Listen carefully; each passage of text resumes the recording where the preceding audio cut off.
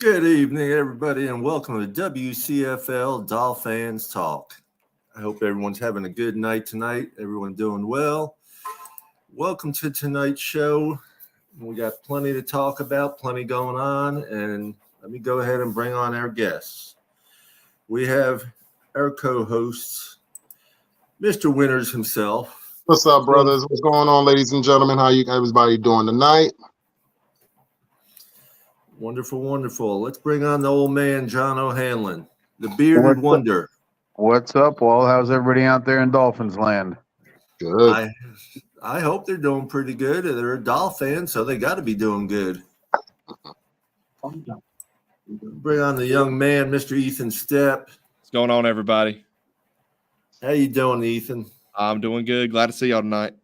Good to see you. Getting all that homework done? I'm caught up right now, man, so I'm on here tonight. I'm ready. Good. Did you not get a haircut? You can't show us your picture? Oh, look, I ain't got a haircut yet. I ain't shaved yet. Join the club, man. Join the club. Give a shout out to Nene and Adam Sadowski joining us. Let's go ahead and bring on our special guest, Mr. Larry K. How you doing, Larry? What's up, Larry? What's up, Larry? How are you, brother? I'm great, my brother. Happy to be here. Happy to be with you guys, and I appreciate the invite, and I like the vibe we got going already. We had some of it backstage, so I'm hyped up. Oh, man. You in for a treat, Larry. Yes, All sir. we do, we talk the talk, and we disagree here and there, but we agree to disagree, and that's it. We just have fun. I love it. So, Dolphin Winters, I'll let you start this off as usual. So, ladies and gentlemen, we have two new rule changes in the NFL right from the door. We're going to just jump right into the fire. We got a brand new rule change of the kickoff, and we got a brand new tackling rule change. We are going to ask the guests tonight. I'm going to do one better. I'm going to start doing this from now on. We're going to ask the guests, which topic would you like to attack first? Would you like to tackle the kickoff rule, or would you like to tackle the tackling? I like the kickoff because I'm kind of interested. I kind of have a different view than I thought I would on that one. The tackle one, we already know how I feel. Like a lot of people feel the same way. Well, we're definitely going to revisit the tackling one, definitely. But yeah, let's go into the kickoff rule. Larry, what are your feelings on the new rule changes, and what effects do you think it's going to do for the game now? Bro, so the kickoff rule, when I first heard about it, I wasn't even tuned in yet because I was too busy stewing over the swivel hip drop thing. And we get to this kickoff, and I'm like, what the hell is going on with this kickoff? You know, let me take a look at it. And when I'm reading it, I'm like, I'm confused. You know, they're all sitting on a certain line, and they can't move until the ball gets put in play. And I'm like, but then I saw it illustrated like the way they do it in the XFL or something. And it looks to me, and you guys jump in and correct me if I'm wrong, it looks to me like we got two teams lined up not far from each other, almost as if it was a line of scrimmage with a little bit more room there.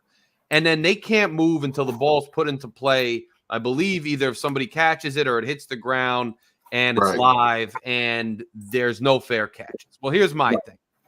I hated the way kickoffs were going the last few seasons where they move the kickoff up. It's always a touchback. And what really bothers me is the onside kicks are completely ineffective.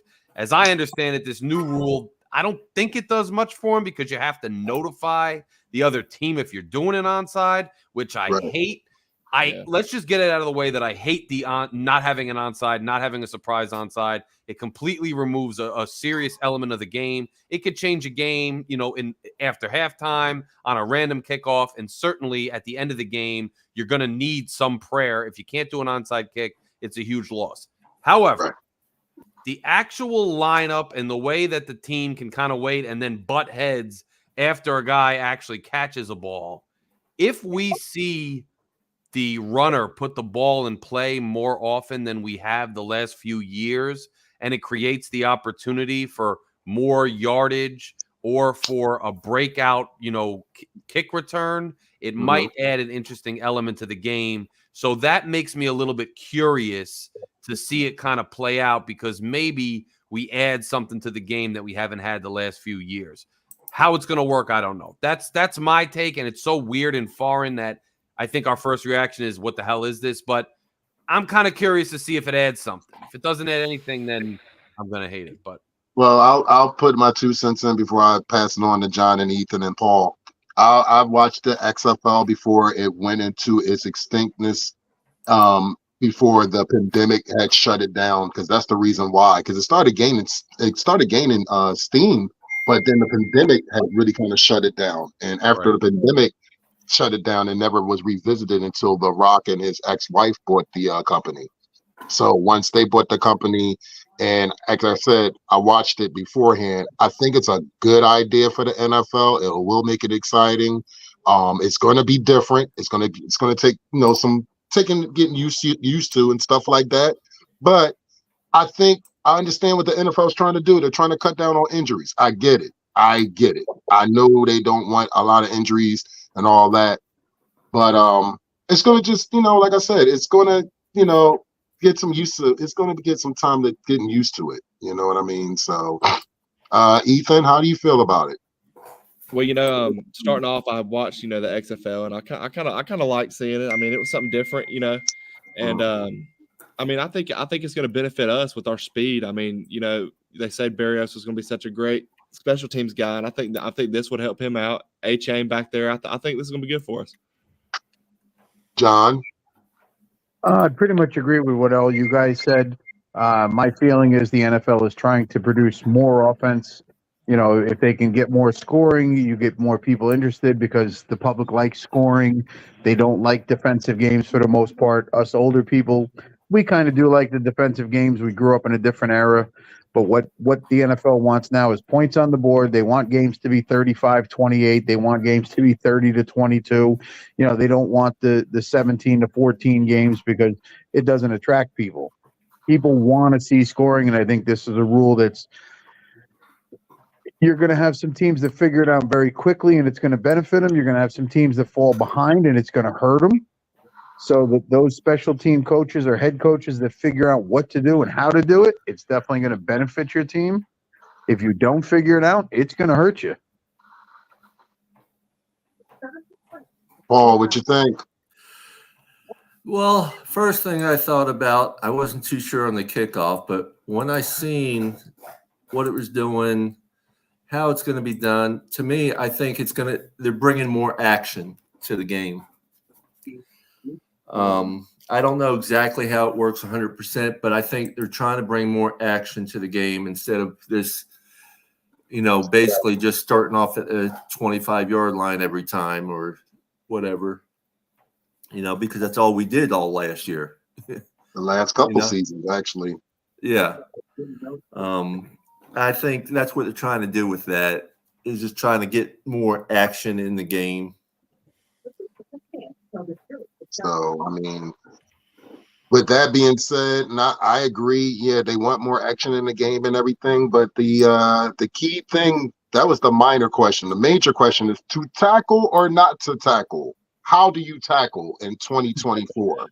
Because I know this for a fact, and I feel bad for all sides of the game. How do you tackle any person that has a live football now without getting a 15-yard penalty and or depending on the detrimental or how bad things are going to get, how is this going to affect the game? So if you do this new rule change and if you do this tackle, is it going to be a 15-yard penalty? Is it going to be a 1 or 2 before you get ejected from the game? I mean, what are they doing? Like, because I'm to a point right now, and this is just me personally, make the quarterback red shirt, put flags on the players, and everybody does a 2-hand touch. Because that's exactly where we're going at, ladies and gentlemen. It's sad. Like, don't get me wrong. They are human beings. You want to keep them safe. They have families. I get it. But at the end of the day, how do you tackle now? Do you just run through the player now and just put your arms out by running through them? Like, what do you do? Well, the way I see things is, there's going to be a lot more hits like we used to see. I mean, we're going to be seeing people get laid out more. Whether it's a good thing or a bad thing, we'll have to wait and see. Right, John? We'll have to wait and see. Yeah. that's how I see the tackling, because I mean the hip tackle is how 90% of the tackles were done, really, because of all the other things being banned or outlawed or whatever you want to say. I just see him laying people out with this now, with banning the hip tackle.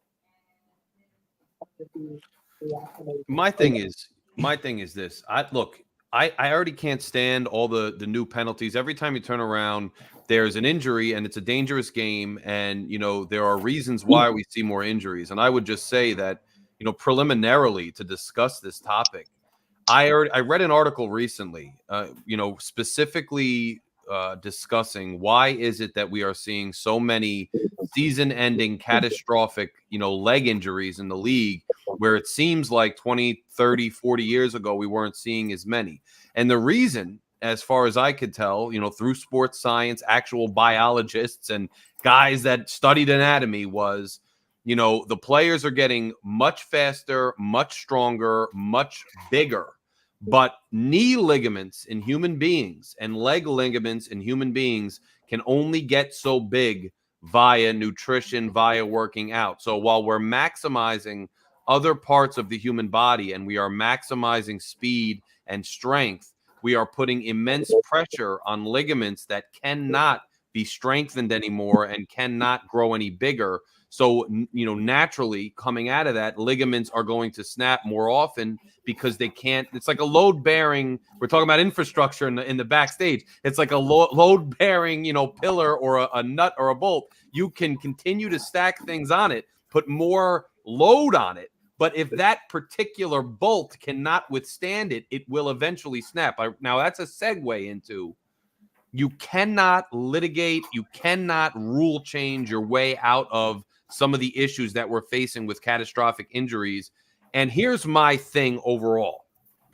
The NFL, because John, I want to reference what you said very recently, and I totally agree.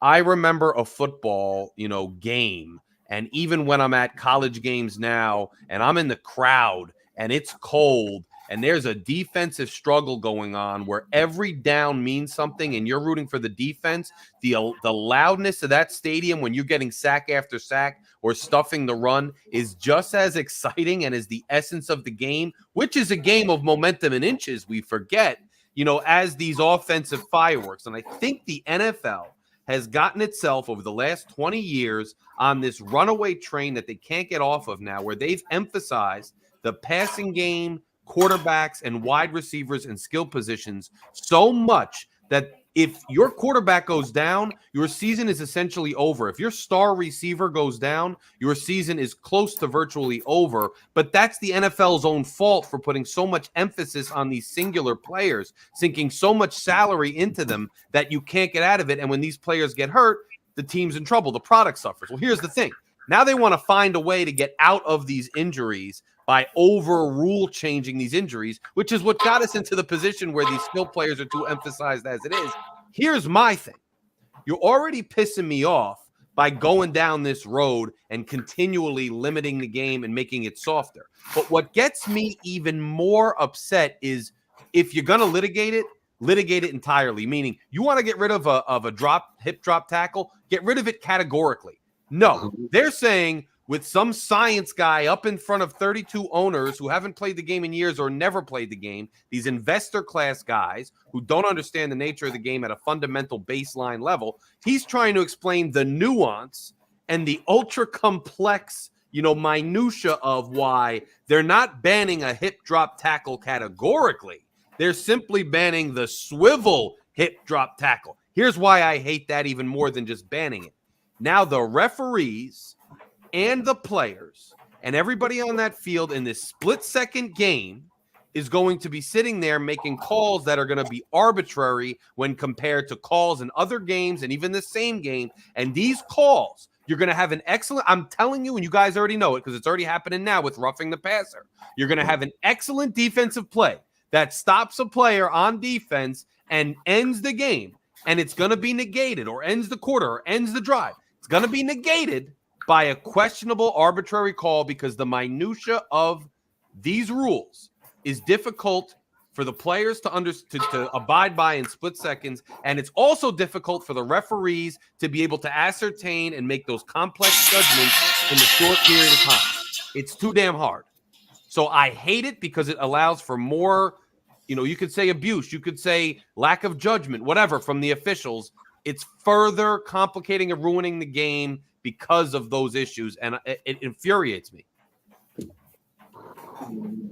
I totally agree with that, Larry. And one of the problems that I have with this rule is when a guy is running full speed to make a tackle, and the offensive player cuts, and he reaches out to grab, and his hips are already going that way, how are you going to call a penalty on him? His inertia took him that way. He can't just stop, turn, and then start running again so he doesn't swivel around. If he's running side by side and reaches and jumps on him and swivels the hips, I get it. The other problem I have with this is if they're going to have to stop the clock to go look at the video to see whether it was a swivel hip tackle, now you're extending the game.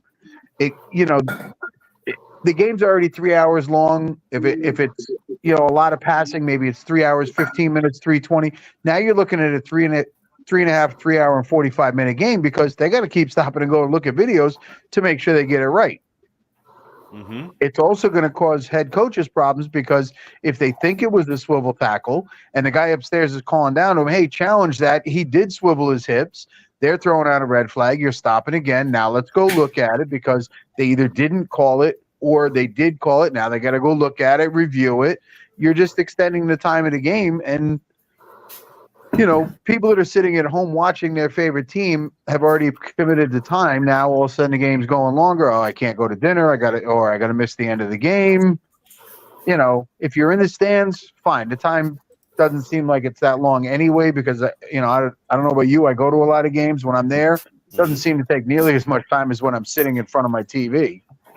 True. No, TV is the worst when you're sitting at the commercials. At least at the game, you can see what's going on. It kind of, I don't know what it is because you're watching what's going on. You're not as ridiculous. Man, commercials is the best thing forever, man. You got to go to the bathroom. You want to go to the game. When you're at home. But when you're in the stadium, you're talking to your friends, you're high-fiving, you're having a good time, and the time just doesn't – the game's over, and you're like, damn, that was 3 hours already? Yes. Yeah. Yes. I agree with everybody, though. I mean, I think, especially the Winters, flag football, you're not getting too far from it. You're limited so much of the game. And to John's point, the game's going to take so much longer now because, if you're gonna, I guess, regulate this, they're going to have to look at every single tackle if they think it's that. And it's going to get out of hand. And go ahead, John. My other thought with this was when I first heard of it, and they were saying that they wanted to do this to prevent injuries. And my first thought, and it was later tweeted by some players and stuff, was get rid of turf. Turf is a big thing when it comes to Achilles, knees, ankles. Mm-hmm. But yet they're still playing on turf. Mm-hmm. So I get protecting the players, but if you're going to protect them, do it 100%, not 50%, not 80%. Do it 100%. Get rid of turf. I live 40 minutes from MetLife Stadium. You're telling me you cannot bring new grass in and put it in there? They don't want to spend the money.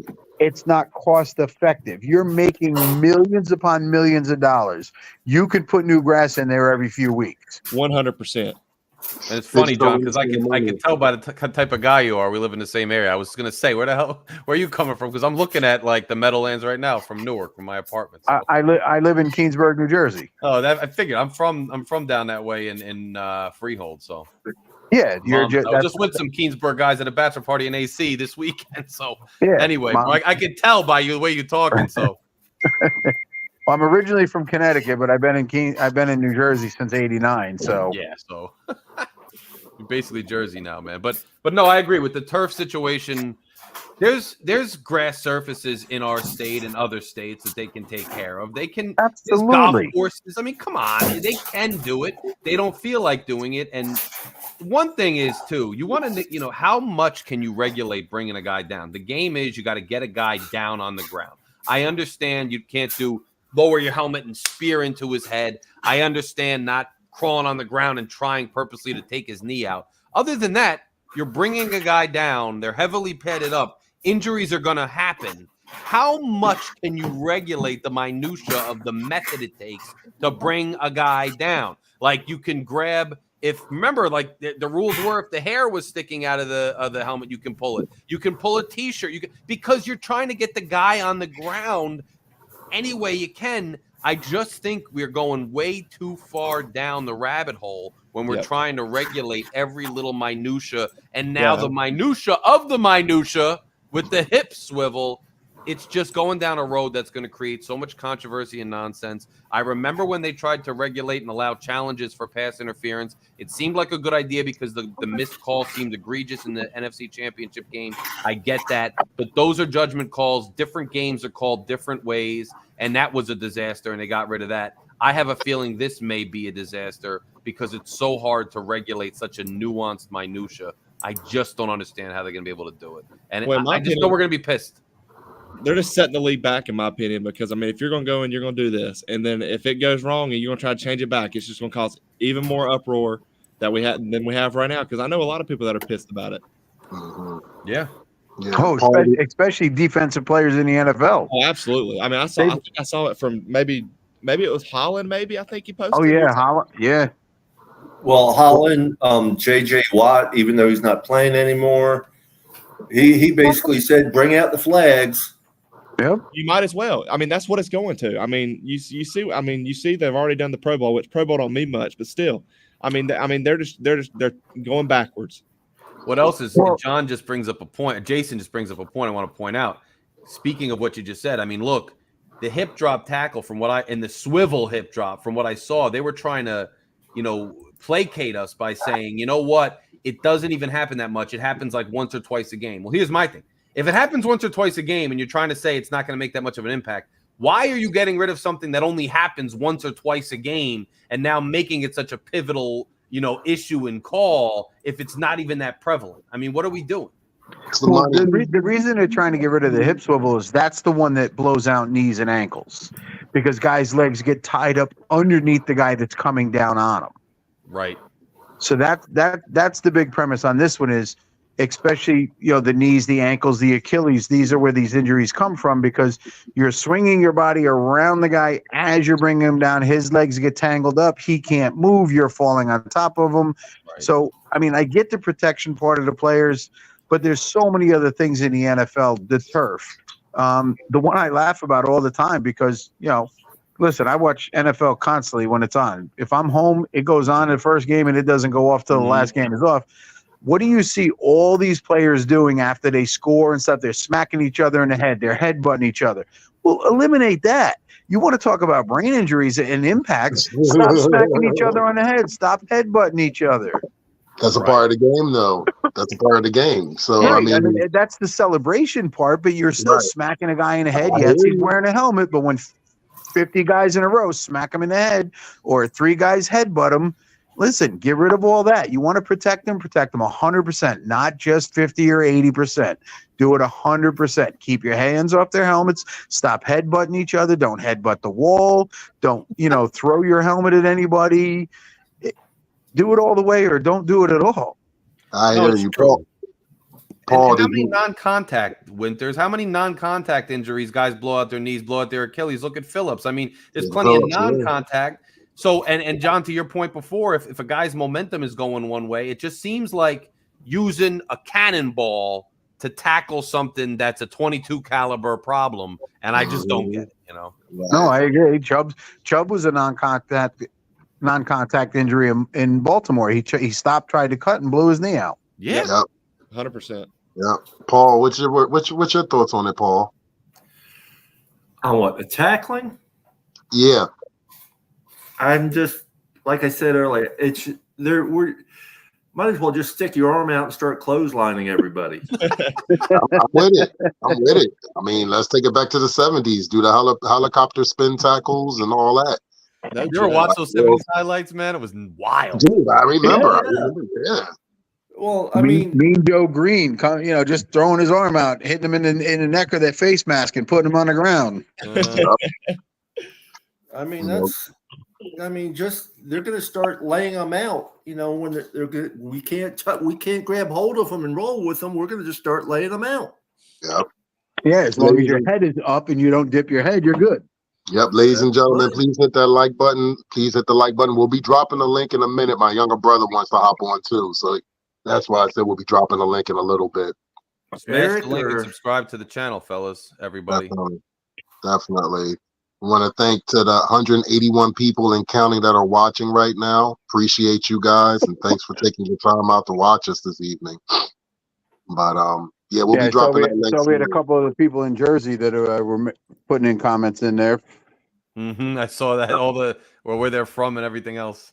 Yeah. Right. That There you Jersey go. pride Yeah. is out here. We got PA, Jersey, all up in this channel, man. It's pretty Yes, dope. sir. Yes, sir. Definitely. But yeah, it's a mess, gentlemen. It really is. It really Well, is. At the end of the day, it's just a whole mess. I'm not sure I'm willing to call it a mess, but it's going to take some getting used to. I think early in the season, you're going to see these flags flying for these things, and they're going to be running over to the monitor and check: did he swivel his hips? Did he not? The refs are going to be on a learning curve, just like the coaches and the players. Right. It's like you said, John. The time is going to get out of hand on the games. You're going to have the 1 o'clock games. You're going to be running into the 4 o'clock games, and it's going to be a mess. Hey, no, you know what? That may be the NFL's plan. Maybe that's their plan, so they can, take up more of your time on a Sunday and have more football on, and That maybe could the be 1 true. o'clock, maybe the 1 o'clock games are going to go to 12:30, so the other ones Here we can start go. at 4:30. Yep. More games in on the days, and you can expand it to more Saturday games and on a Friday. Well, you already heard the rumor the opener is supposed to be on a Friday. I saw that. They keep doing that, and part of me loves different, football content as often as I can get it. But I got to be honest with you, part of the Sundays, it's almost a national holiday with all the games going on and all the hype, and, the fantasy. It makes it Absolutely. fun. You spread it out too much, I kind of lose track of it. The way I lose track of other sports. So don't go too far with the spreading it out, in my opinion. And then teams have scheduling problems. Listen, they're going to keep Well- spreading it out. You know why? The almighty dollar. They're making That's more why. and more money. They're getting more streaming services involved that are paying for it. You then have to pay for a streaming service to have it. They're talking 2 games on Christmas. Christmas is on a Wednesday. Yeah. How are you doing 2 games on Christmas Day when it's on a Wednesday? It's crazy. I don't mind the Saturday, Sunday, and I really don't mind like the Sunday, Monday, Thursday. I don't. But when they spread it, like you said, to Friday, and you're getting a game on Wednesday, Sunday's going to feel bare with all the games. Man. Yes. I like the Sunday. I love Sundays because it's football all day long. I get it from, the afternoon on all the way before I go to bed, all day long. I love it. But when they spread it thin, I hate it.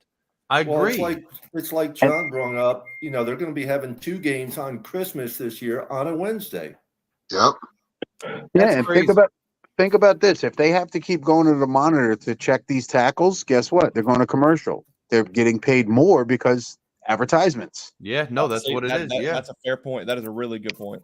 So now the NFL is bringing in even more money. So now with all of this, and if they're bringing in more money, watch the salary cap next year. It's going to go up another 40 million instead of 2025 because they're bringing in so much money. Yep. It's all about the dollar, and that's why, people get hyped about the games with the streaming services. Yeah, some of the streaming services I already have. Some of them it's only $3. But you know what? I'm getting tired of getting taxed for everything I do. Meaning, now I got to subscribe to this whole new service. You already charge me in ridiculous amounts of money to park at a game. You charge me an absurd amount of money for a ticket. You charge me an arm and a leg for concessions. And by the way, not the Dolphins, but a lot of other teams. Look at Buffalo. You want the public to pay for the facilities in the arena, but you're raking in all the money on those fees and those corporate seats. But the taxpayers are footing the bill. If the taxpayers are footing the bill, the taxpayers should have much easier access to the facilities. That's my soapbox, but I get they're chasing the money, and I understand it, but sometimes I get fed up with it because these ROI, return on investment owners, and this new investor class of ownership, the product matters to us too, especially the old school football fan who likes real football. I don't know. I guess that coupled with everything else going on in the world and this society just gets to me, let me have my Sunday football and leave it alone, huh? I agree with you, Larry. Been watching football 50 plus years, and the changes you've seen over the time is bad enough. But now it's like, I like my Sunday football, like Ethan said. I just want to sit down and watch Sunday football. Mm-hmm. I don't want to Yeah, worry and- about, well, are we playing Monday night? Are we playing Thursday night? Are we playing Saturday? When are we playing this week? Hey, try having to buy tickets to fly down there every weekend when we play at home. No Well, joke. especially if they flex it. Yes. Right. Yeah. Yes, they flex. Some because- guys really struggled with the flex this year when I forget when we did it, but it was like a night game. Guys have work in the morning, and it's fine if we know ahead of time. But if you don't, it's all about the TV money, though. That's what it is. They don't care about the fans in the stadium. No, they don't care about the fans. It's all Listen, about the dollar. it's all about the dollar now. The NFL is nothing but the money. Yep. They're producing. They've been on. If you go back and look at it, the NFL has nothing but risen from the late 60s when they invented the Super Bowl and Super Bowl III. The money has just been going astronomical. The 70s wasn't so much. The 80s started to get much bigger. The 90s got huge. The early 2000s, it took a huge jump, and it's just been going since. It's entertainment. Yes. Yep. Yep. Well, the other And thing is too, I think football is one of the unique sports where look, there's some people that watch any game of any sport they can find. I used to be that guy. I'm not that guy much anymore. I'm too busy. I follow my team in hockey. I follow my team in college, and that's it. But football, I'll watch any game, John, like you said, any game of football. If it's on, I will watch it. I know the players. I know the coaches. Even if we lose, it used to be I couldn't watch the rest of the day. I can watch the other games. So give me my Sunday because I'm going to enjoy watching all of those games, and I have off, and it's a day of rest. Let me chill and watch these games. Give me Monday. I like Monday. It makes the week easier. It's traditional now for 50 years, but don't spread it too much. You're taking away my Sundays. You're taking away even some Mondays, and you could stack Mondays for all I care instead of spreading it out too much. And by the way, some of these other sports got to breathe. I might want to go to a hockey game on a Friday night. I might have a family thing on a Friday night, and now I don't know if I could make it. And, family knows to give us Sundays. Girlfriend knows, give me Sundays. But you start spreading all these weeks, all of a sudden it's like, hey, I thought I left you Sundays. It's a minor complaint, but as somebody who's also a college season ticket holder, I'm in Saturdays, I'm at college games. I don't know. It's okay to spread it a little, especially around the holidays. I remember when they used to do Thursday when it first started, it was only like Thanksgiving on, like because the games were important, so they would put games on Thursday night. I thought that was almost like a treat, kind of like a holiday. If it's Christmas every weekend, Christmas isn't important anymore. It was cool when it was like a Thursday every now and then at the end of the season. And now it's kind of like I lose track of some of the Thursday games. I got to be honest. Yeah. Thursday's tough, especially since they moved it to Prime. I just don't. Yeah, man. Yeah, Prime. Yeah. I just can't connect with the Prime broadcast, man. Like it's just like sometimes I'm sitting there, I'm like, my God, this is boring. It's bad. It's bad. Just call it like we're gonna call it like we see it. I mean, what's even better, Prime or Paramount Plus? Because I watched the game on Paramount Plus. Yep, So yep. and it's basically the feed. Sometimes you get the CBS feed on Paramount Plus. But Amazon Prime, no. It's not good. It's terrible, man. It's bad. What's funny too is I have Prime for like movies and stuff, but if I'm on Prime, I'm watching whatever I pick to watch. If I'm on TV where the games usually are, even if it's on YouTube and I'm out of market, if it's a Dolphins game, that's the other thing. You put things on Sunday and there's a bunch of games stacked, I can flip between games on my YouTube Sunday ticket, which makes it fun. Some Sundays there were like 2-3 games at one, and 2 of them were on TV. Switching from TV to the app is kind of annoying. So if you're gonna like on a Friday night or a Thursday night, if it's on the regular TV, I can flip between that and the news or the hockey or whatever. But if you have it on Prime, you're making me. It sounds so silly, and I sound like a first world problem, but it's a pain in the ass to go into the app and out of the app. I want to be able to either be in the app with all the games or on cable so I can just flip. I don't want to just be logged on to one app. You can't just flip channels when you got it on different apps and everything. Yeah, you got to go out of this app, go to your screen, go down to this app over here, and then it all takes time. And by that time, you've done lost 4, 5, 6 plays. Kind of kills the vibe. You know what I'm saying, Papa Paul? It kind of kills the vibe for me. It's not Most the same. definitely. Yes. Yeah, and you got some of the people in here comment Friday nights is high school football, Yeah. Saturday is college football. You want to be watching those. Jason made a good point, and I had thought about it, but I didn't say it. But, what if on a Sunday your team played on Friday? Now you go to watch Sunday football, and you go to 1 o'clock game and there's 3 games and they all suck. Exactly. Yes. Exactly. Then what are you going to do? Sit there? I'm not going to watch games that suck. Yes. I'm going to watch them, but now I'm definitely going to be flipping between them. Yeah. Yeah. Absolutely. Yeah.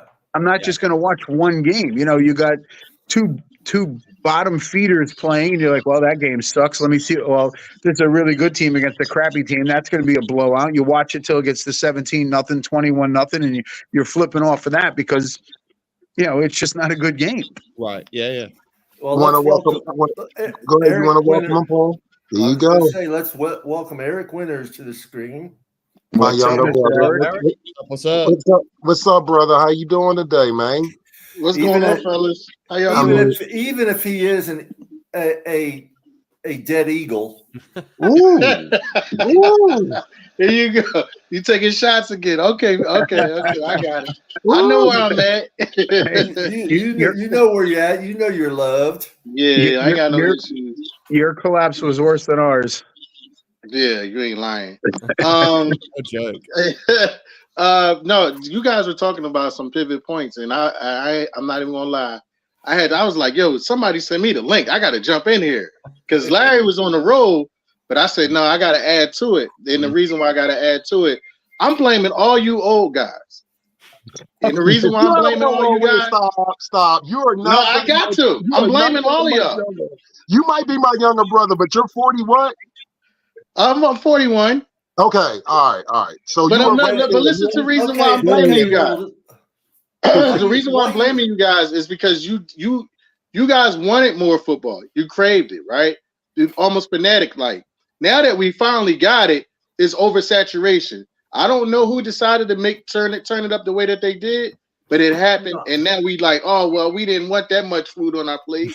Come on, man. We're not complaining about that. Yeah, We liked it. We Spreading liked it out. the 16, 17, 18 regular season games. True. We want it all on basically 2 days, Sundays and Mondays. That's it.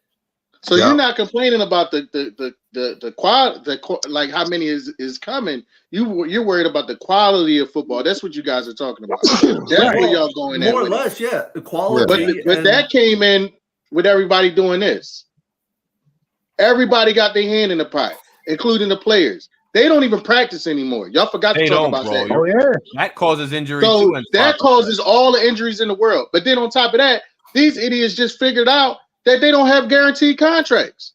Like the NBA, NFL, I mean not NBA, NBL, soccer, all those other leagues. They just figured that out in 2024, turning 2025.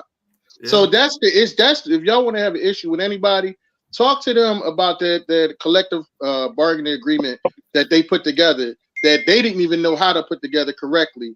As far as the other leagues, what they should have did was sat down with other representatives from other leagues to figure out how do you get the guaranteed money for the quality of life after football. Most players, we all know they're not going to make it past 5 years. That's if they make it in the first 3 years. And then on top of that, they getting their ass cheeks served on a disc during their rookie year because they don't know if they're going to be able to afford anything in their first 3 years. Look at the quarterback we just got from Pittsburgh. They threw him away like what a piece of paper, and he was a first round draft pick at that. He just wasn't doing what they wanted him to do. That's why He got in his feelings because Russell Wilson got signed for 1 year, and he didn't know how to, excuse my language, shut the fuck up and just take it. Let's just keep it 100. Because if he'd have kept his mouth closed, Russell Wilson probably would have went over there, stunk it up, probably did a couple of dances with Sierra, and then been out of there. You already know it's true. Russell ain't doing anything. I don't know why he's so worried about it. Hey, Pickett would have been starting by week 4 if he would have just shut up. You know, Russell. He would have just shut up sometimes. And because I'm learning this as a married man, and I'm getting older. Sometimes you just gotta learn how to shut the fuck up. Like just shut up, take it, and just go. Not you. Shit, man, listen. I'm locked in. Yes, honey. No, honey. What? No, I'm shutting up. I'm locked in. Unfortunately, most of us men don't learn that until we're in our 40s. Right? But that's a whole conversation. That's a whole conversation for the phone. So I'm not gonna pick with them on here. I took my lickings. That's why I don't say nothing when y'all jump on me about the Eagles. Like I was Well, all hyped. I'm- I was on the train. I was on the gravy train, but it had biscuit wheels. I knew it, and I knew it. I'm gonna give you a quick lesson, Eric. Mhm. It's yes, dear. Then you go do whatever you want to do. I am Oh, 30 man. and learning that slowly, bro. But I'm getting there because it's making a lot less stress for me with women and everything else. Like, you know Oh, what? yeah. All right, Oh, bro. yeah. You say that. I'm not gonna waste my breath. It's just stressing me out, bro. Hell yeah, you I'm got about to be that 39 right. in a month, actually in a couple weeks. So I'm getting there. Listen, I'm gonna tell you this. This old man pulled me to the side. He said, "You know, how long you been married?" So I told him how long I've been married, which was 17 years. He said, "You know, we die first, right?" We do. Because I we said, "Well, want damn." to. We I do, said, bro. he said, "So learn how to shut up and just take it." He said, "I said, okay, all right, say no more." That's how I learned that. No, But no, Eric, you guys were right. You guys were hitting on a lot of points. But like I said, we asked for these things. We got them. It's oversaturation. And then the owners, they just like whatever. Just rake it in. We gonna rake it in. We only giving them pennies on the dollar, so it don't even really matter. As far as the players wise, the collective bargain agreement that they came up with is trash, and they know it. So what they want to do is try to get to the back end of it. We're saying, okay, you know what? After the NFL, we don't actually want you to have a pension. They didn't put that in there. Everybody know that. So on the back end, okay, how are we going to get these guys to take care of themselves? Because they sure as hell don't know how to take care of themselves when we put the money in front of them. Name a player that came into the league that was that had a financial understanding of what they're supposed to do with their money. None of them. That's why they all go get somebody to take care of their money. Then they end up like T.O. No, Like, well, it's- they Go do ahead. have the classes, the clinics when the rookies come in and they do talk to them. But you're talking to a young man who you're just handing a I was huge just paycheck about to to. say that. Now you know damn well somebody that gave you $1.2 million at 19 years old. Who the hell you gonna listen to? Well, And then you gonna give the money out. Well, Well, real quick, I want to welcome Greg to the platform. What's up, What's up, Greg? Greg? What up, Greg? Yo, what's up? Gee, what up? I'm not G? here to hijack. I just wanted to just get my little Nah, 2 bro. cents off. And Man, you know you that's just where stick I was around. at. No, bro. you're Stop it. good. You know you You're just stick good. around. You know, what's up, Shake? How you doing? Shake money, G. Look at this. What's going on? Real, I know real this quick, Larry guy. He Yeah, what looks is this? familiar. Real quick, you talk about they're signing players in 1.2 million for a 1-year contract and everything. I was looking at it today. I said, hell, I'll go to the practice squad for $12,000 a week. Yeah. Yeah. Yeah. How about that? But meantime, you forgot that you gotta pay taxes on whatever state that you in. You better pray you in Florida. I'm We are. complaining. I am. I am. Oh man. Yeah, man. Hey, by the way, my man Dolphin's Thirsty is gonna be in the blender tomorrow. I'll be watching. It's I'll tomorrow's be Thursday. watching. That snuck up, bro. That's good. That snuck up. But look, I want to let y'all know I'm about to get off here. I just had to get my little 2 cents off. Man, I love y'all show. I love what y'all doing, and just keep it funky. Listen, I'm even going. I ain't doing that shit. Go Later, bro. Eric, He if was you're close, still bro. listening, It tell seemed the like wife he I said hi. That was That's cute. I'm gonna get him. Don't worry about it. I close the door. I just feel bad. Yeah, I think I even have his little water. I even have a little water. That fucking Luna drink it all. Greg, how do you feel about the issue that we're talking about, Greg? Yeah, G. Well, What do you think about I came up because I wanted to talk about the new kickoff rule, but I'll touch on the hip tap tackle ban. I mean, at this rate, we're at what is the defender supposed to do at this rate? You're just gonna, like JJ Watt said it best, put these boys in flags. I mean, it's getting to that point. It's ridiculous, and the referees now have more on their jobs. They already got to decide what roughing the passer is. They got to decide what pass interference now. And we all seen the BS calls these referees make. You're adding another controversial call. The NFL is already getting called rig out here, and now you're adding another controversial call on top of it. It's ridiculous. It's sad. I don't understand it. At this rate, we're gonna get penalties being removed. This is gonna turn into like the USFL, the XFL, where they're taking I mean, if they're gonna make the reviewable thing that they're gonna have to reveal every penalty, because that's what we're getting to. They gotta speed it up. They gotta make it quicker, like they did in the XFL and the USFL. But I wanted to touch on the kickoff rule, and I don't know why some people are hating on this new kickoff rule. This is a great addition. I love the kickoff rule. Not only is it much safer for the players, but it's more interesting. It's more strategy. Every time you watch an NFL game, about 75% of the time, the ball goes out of the back of the end zone, and everyone's crying about the surprise onside kick being gone. Let me tell you something. These coaches don't have the balls anymore to do an onside kick. And meanwhile, I get it. It's a 1-year trial. We'll see how it works. But the one thing they should have added is the 4th and 20 rule as a 1-year trial. The onside kick is already a dead play. It's one of the worst plays in NFL. Granted, half the time these guys don't recover. There's like a 0.5% chance they ever recovering it. They should have done the 4th and 20 as a 1-year trial too. Would you rather have the ball in the hands of your kicker or your quarterback? I think the kickoff rule is going to be great. I think it's going to be here to stay. I wish they would have done the 4th and 20 rule as well as a 1-year trial. Well, I got a quick question on this because I don't know the whole rule of the kickoff. What's the difference of them kicking off out of the end zone like they have been? I think they're wanting more offense, like John was saying earlier. I think they're wanting to produce more offense. Yeah. So, it's an easier. But what I'm saying, if they're been kicking it out of the end zone, why are they going to stop? Well, now they're going to get penalized for it because the ball will go out to the 35 now. Yeah, the ball comes out to the 35. That's what I didn't understand.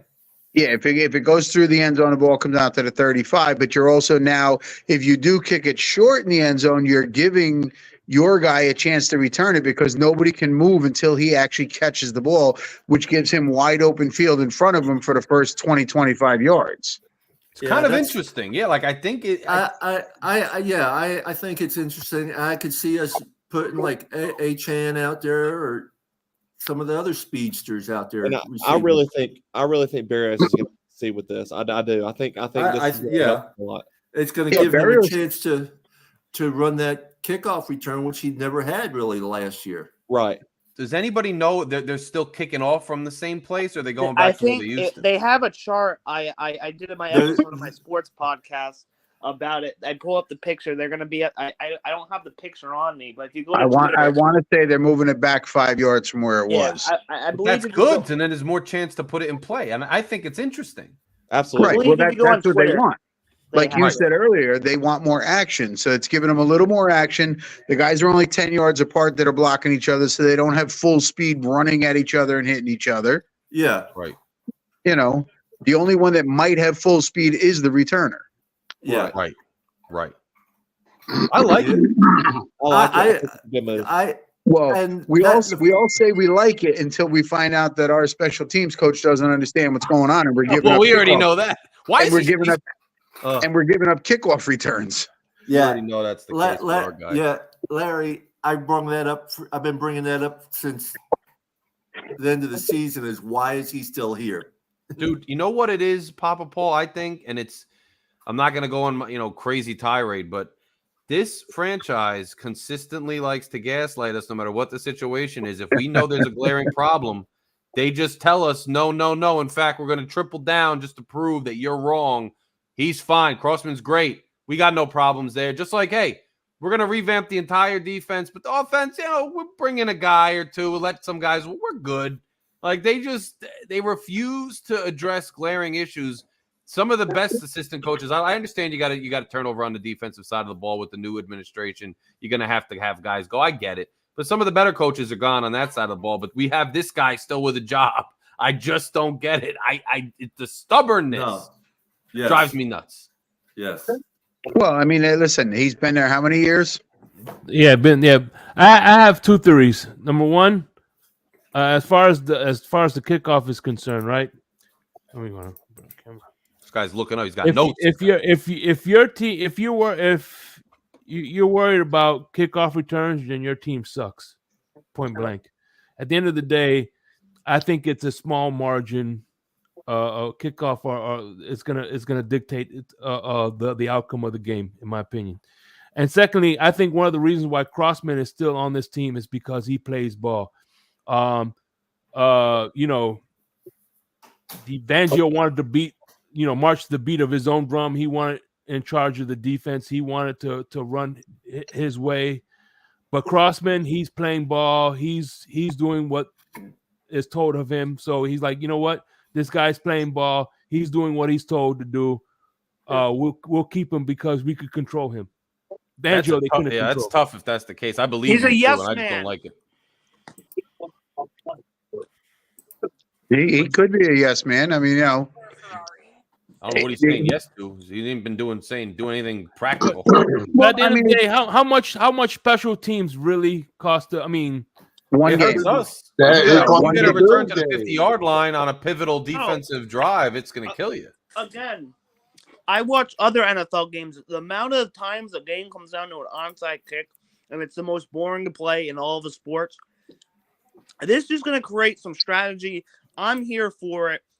I can't wait to see what happens this year. I'm excited for it. More strategy, the better. The surprise onside kick has been dead for years. These coaches have no balls to do it. Every time I'm like, ooh, maybe we get a surprise on kick. What happens? Ball goes to the back of the end zone. This is going to create more strategy, more excitement, and bring relevance and life to the kickoff now. I'm excited for it. Maybe we'll get kickoff returns a lot this year. Well, who knows what's going to happen? I'm very excited to see what happens. Don't forget when we beat the Jets on 2 kickoff returns from Ted Ginn. Yeah. I tend to agree with you, Greg, and part of the reason that the onside kick is dead is rule changes over the years. You have to have 5 guys on each side. You can't have, a stacked side. The ball has to go to 10 yards.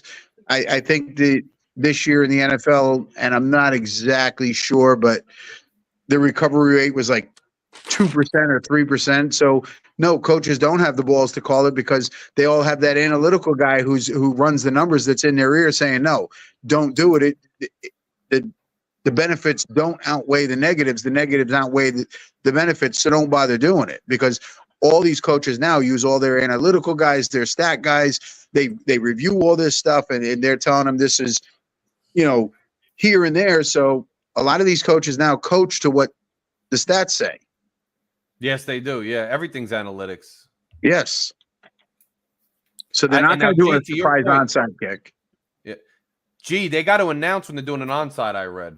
So they might still be able to do it better, but they're going to have to announce it. So I don't think you can do a surprise. I'm not sure. I said they should have did a 4th and 20 test trial this year because I guarantee you there's going to be a game or there's been a couple of games in the NFL that they're down 10 plus points. They get the field goal, and now they need an onside kick. It's ridiculous.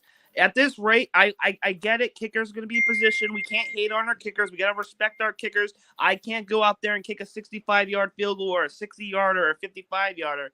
I can't kick a 2-yarder. But you rather, in a clutch moment, I'd rather have Tua Tagovailoa. I'd rather the ball be in his hands than the Jason Sanders' hands. Oh, yeah. No, I agree. Yeah, I'll do as well. I agree. And that 4th and 20 rule could be coming up shortly. We could be talking about this time next year. We could be talking about that. Yeah, I mean, you never know. Well, What's the 4th and 20 rule? Tell me. So if you're down, let's say a field goal, you need a touchdown or a field goal to send the game in overtime. You have one play at your own, 25, I believe it is. I don't know what it is, 25, 35. You have to get the 20 yards. You get the first down. You keep the drive going. If you fail, the other team gets the ball right there. Wow. So what, almost instead of an onside kick, I guess? Yes. That's cool. I think that's like that awesome. Give people like a that a chance lot. since we don't have onside kicks anymore. Yeah. But So the thing about it is, the thing they hate about it is, all we need is a ticky-tacky automatic first down. Well, then that's also true. then that comes into the reviewing the penalties thing. If they're going to do that, if we're reviewing penalties, I don't know if that's where they're going to go. But then you're going to have to implement reviewing penalties or just make it a 5-yard penalty or something. I don't know. I mean, I get the point, Shay. That's a great point. But, I don't know that's something they got to figure out. Thank God I don't get paid to figure that out. Maybe you should, though. I don't know. You might figure some better stuff out than some of these guys. Well, I tell you, in one of the things I seen, it was posted earlier in the comments, they're talking about trying to reduce injuries. Well, why can't we just up the roster to like a 63 or 65 man roster? I've been saying that since they went to 17 games. Expand the roster and still give them the 10 or 12 guys on the practice squad. Yeah. I mean, you start camp with 100 guys. You're cutting down to 53 and what is it, 10 on the practice squad? Why not just cut it down to 63 and 10 on the practice squad? Q became a member, bro. Salute to you, Thank my you, brother. Q. Thank you, Q, for being a member. Salute. Thank you, Q. I've been saying it, they're going to make the season more regular season games. You got to expand the roster. Yeah, well, so what? It's still at 52, right? It's stagnant at 50. No, 55. It's 55 now, but they got more inactives than they used to. Is that it? Or Yeah. You have to have a certain amount inactive, and you have your third string quarterback who doesn't count against the roster as an emergency. Yes. But it's a 53 man roster. You have 2 that are inactives but are there. Yep. And they have that change with the whole third quarterback thing again, where he's not going to count against the roster. But he can be on the practice squad. He can be on the practice squad and inactive, and he can be there and stuff. But he can only play if both quarterbacks go down. And also, though, being on the practice squad, you take a chance of losing them too to another team. Yeah, they really do need to expand the roster. They do. I agree. Especially because guys that hurt. Especially because they're going to be going to 18 games soon. Yeah, they if not expand the roster, at least do it like a double A team or something like that. A G League. And I just wanted to elaborate. I practice the 4th and 20 rule every day, so that's just wanted to say.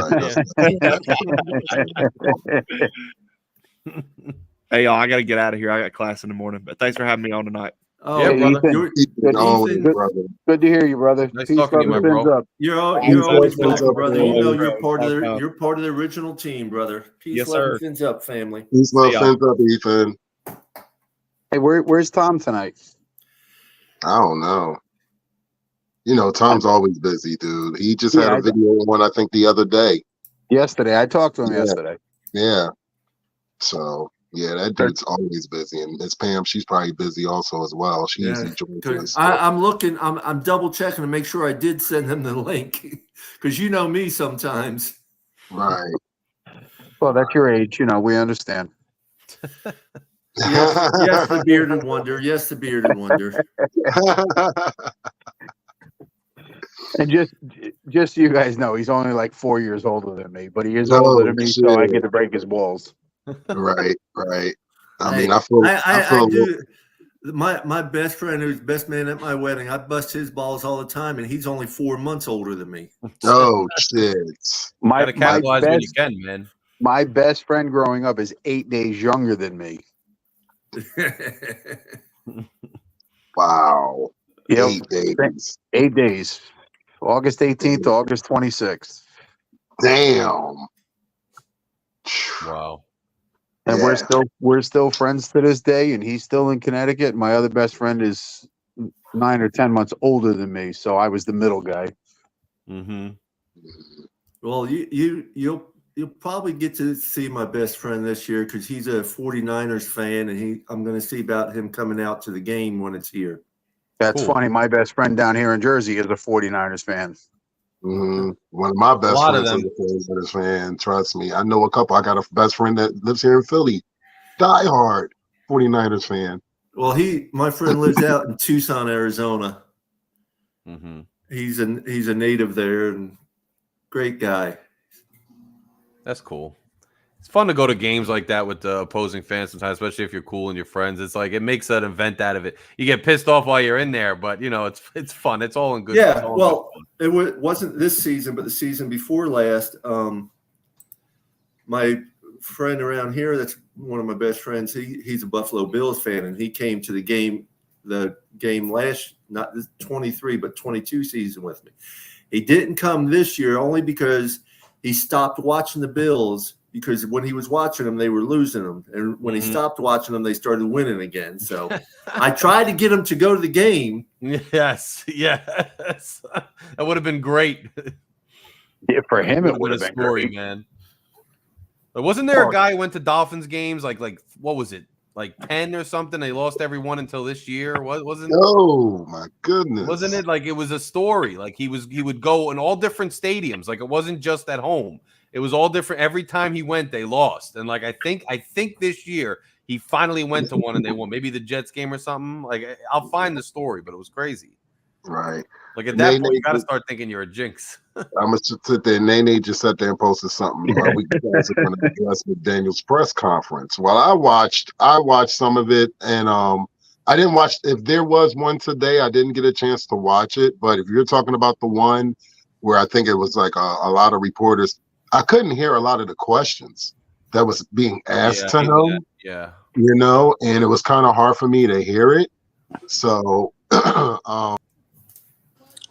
Well, Jason Sarney said it best on their show last night.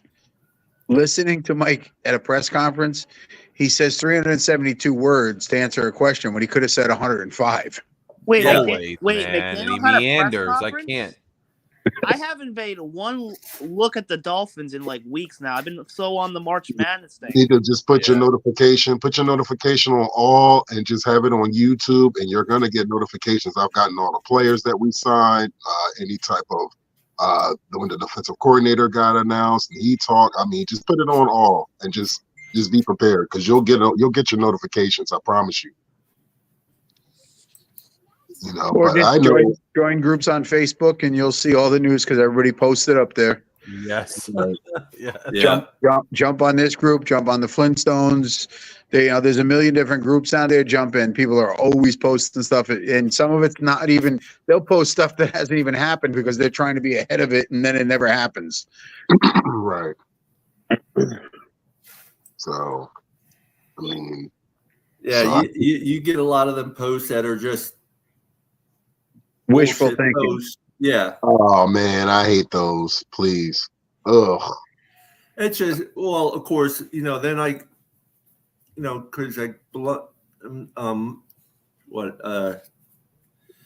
administrator in a couple different groups. One of them getting all these posts about Raiders and Miami looking at doing this and that, and I check them out before I approve them or decline them. And it's nothing. It's actually was stuff that would end up taking you to some sex site or something.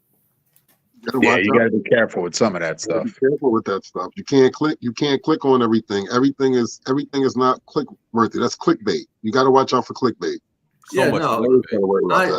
My phone's all clean. I ain't worried about that. It's just that you can't tell until you read it. And. Oh yeah, there's some of them I click to and ads start popping up. I click right out.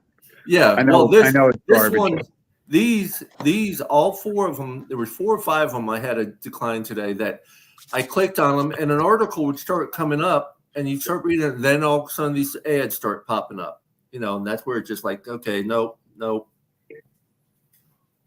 I get it. And Nene's asking about the play calling thing. McDaniel said he's going to continue to call the plays, and that was something everybody was harping on last year. I think with McDaniel, we know his pros, we know his drawbacks, mostly in game. We know he's a learning coach, but if there's one thing, I think he's going to stay rah-rah with the current situation, with Tua, with the guys he has, with the offense, with the way he calls games. That's just who he is, whether we like it or whether or not. I think, he's not going to change those stripes, and he kind of said it at his press conference. He addressed Christian Wilkins saying, you can't pay everybody. But I don't look to get a lot of insight from Mike. Honestly, I know people think he's honest and earnest and all that, but, he's an authentic cat as far as owning his own style. But when it comes to the pressers, the way he, seeing Hard Knocks and how direct he can be versus his press conferences kind of made me believe his press conferences are actually a lot of hot air in some ways, just like other coaches. So I don't look at the presser and think I'm going to glean some crazy knowledge. He's going to stick to the company line, his own line. Doesn't mean we could get a lot from it. he's not going to give up the play calling. To be honest, I don't hate him play calling. I think his biggest issue is he doesn't adjust he doesn't like to play chess on the fly. He can plan a good chess match, and if the other team either plays into his hand or sticks to their plan, he's very good. When the other coach is able to move those pieces, drive by drive or half by half, Mike gets stuck and he starts to run out of answers and just keep kind of like stammering, going to the same play that's not working. That's his biggest drawback. Maybe having somebody in his ear who could help diagnose the problems on the fly, but he kind of is who he is. He's going to have these brilliant games where the other coach doesn't adjust properly and he owns them. And he's going to have these games where the other coach is adjusting on the fly and he's struggling. That's my read anyway. Well, here's the thing. I'll sit there and add on to that. What I'll add on to that is everybody got to remember that this man is going into his 3rd year of being a head coach. And you got to always understand that is still rookie status. Now, for me, and I keep telling people this, I give the head coach with fundamentals and everything included 2 years to implement their system.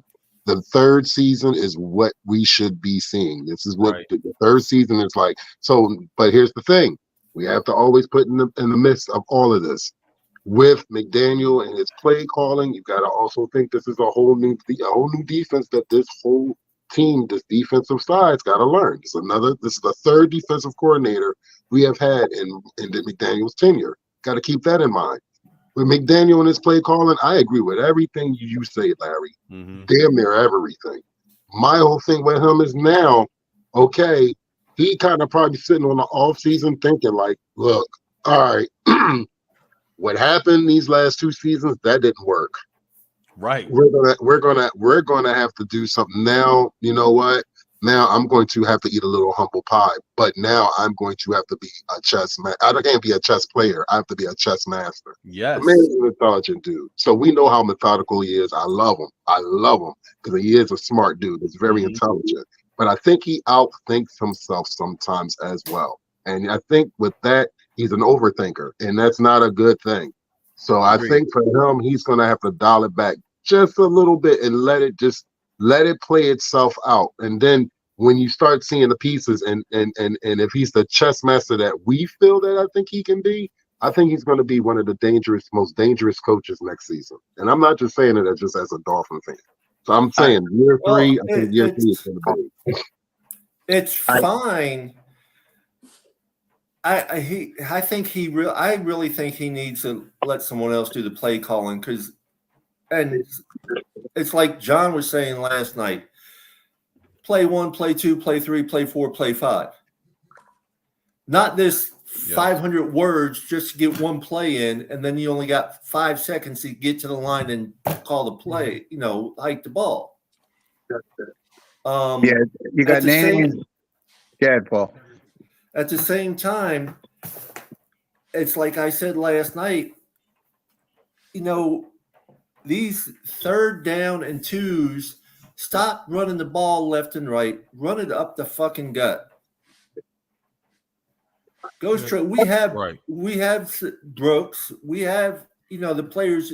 Mostert can even do it at times. I mean, they're pitching the ball 5 yards back. The player's running 7 yards and barely getting 2 yards total gain. Nope. Right.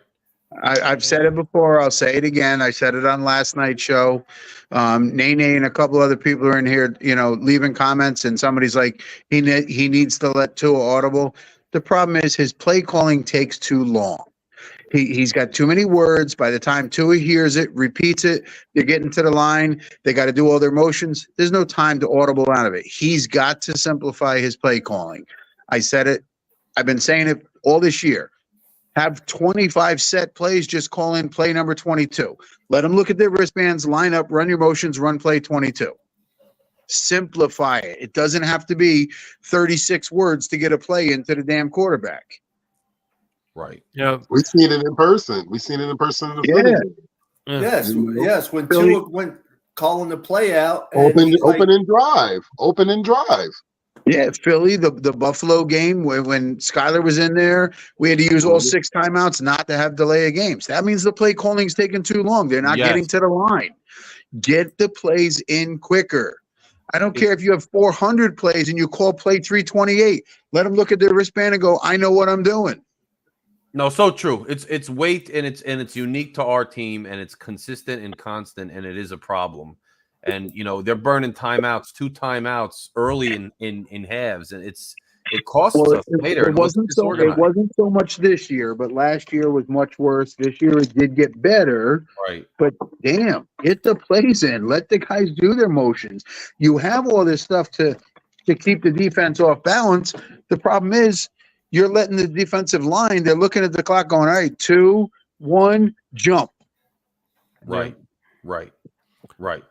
Well, we're not snapping the ball with 6, 7, 8, 9 seconds left on the clock. And the thing, also real quick, the thing about him with the play calling, number one, I think they should have done it when he first got there. You know what I'm saying? I think this is his 3rd year. He's like, oh, I'm in the groove now.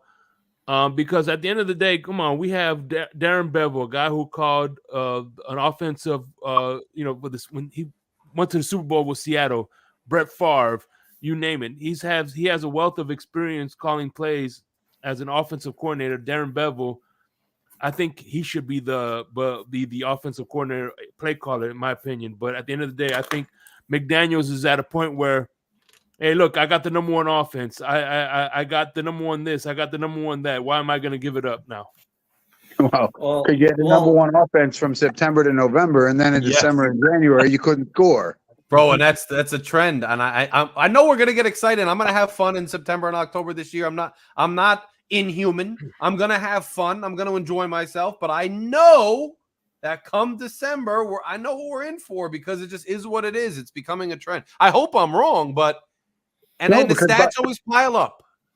Well, yeah, because you pile up 70 early and you put up 34 against LA. You put up 70 against Denver. You're putting up, these astronomical numbers against teams that didn't turn out to be that great. And then when you play the good teams, you're not putting up points. The stats aren't there, but you've inflated the stats so much in those games that, hey, they got the number 1 offense. You know what I care about? The number 1 scoring offense.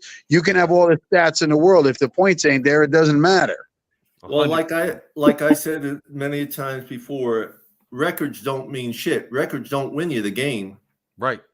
No, but if you're the number 1 scoring offense, you're winning a lot more games. Exactly. Oh yeah, but on top of all this, someone has stated that our offensive line is not big enough to run up the middle. That's bullshit.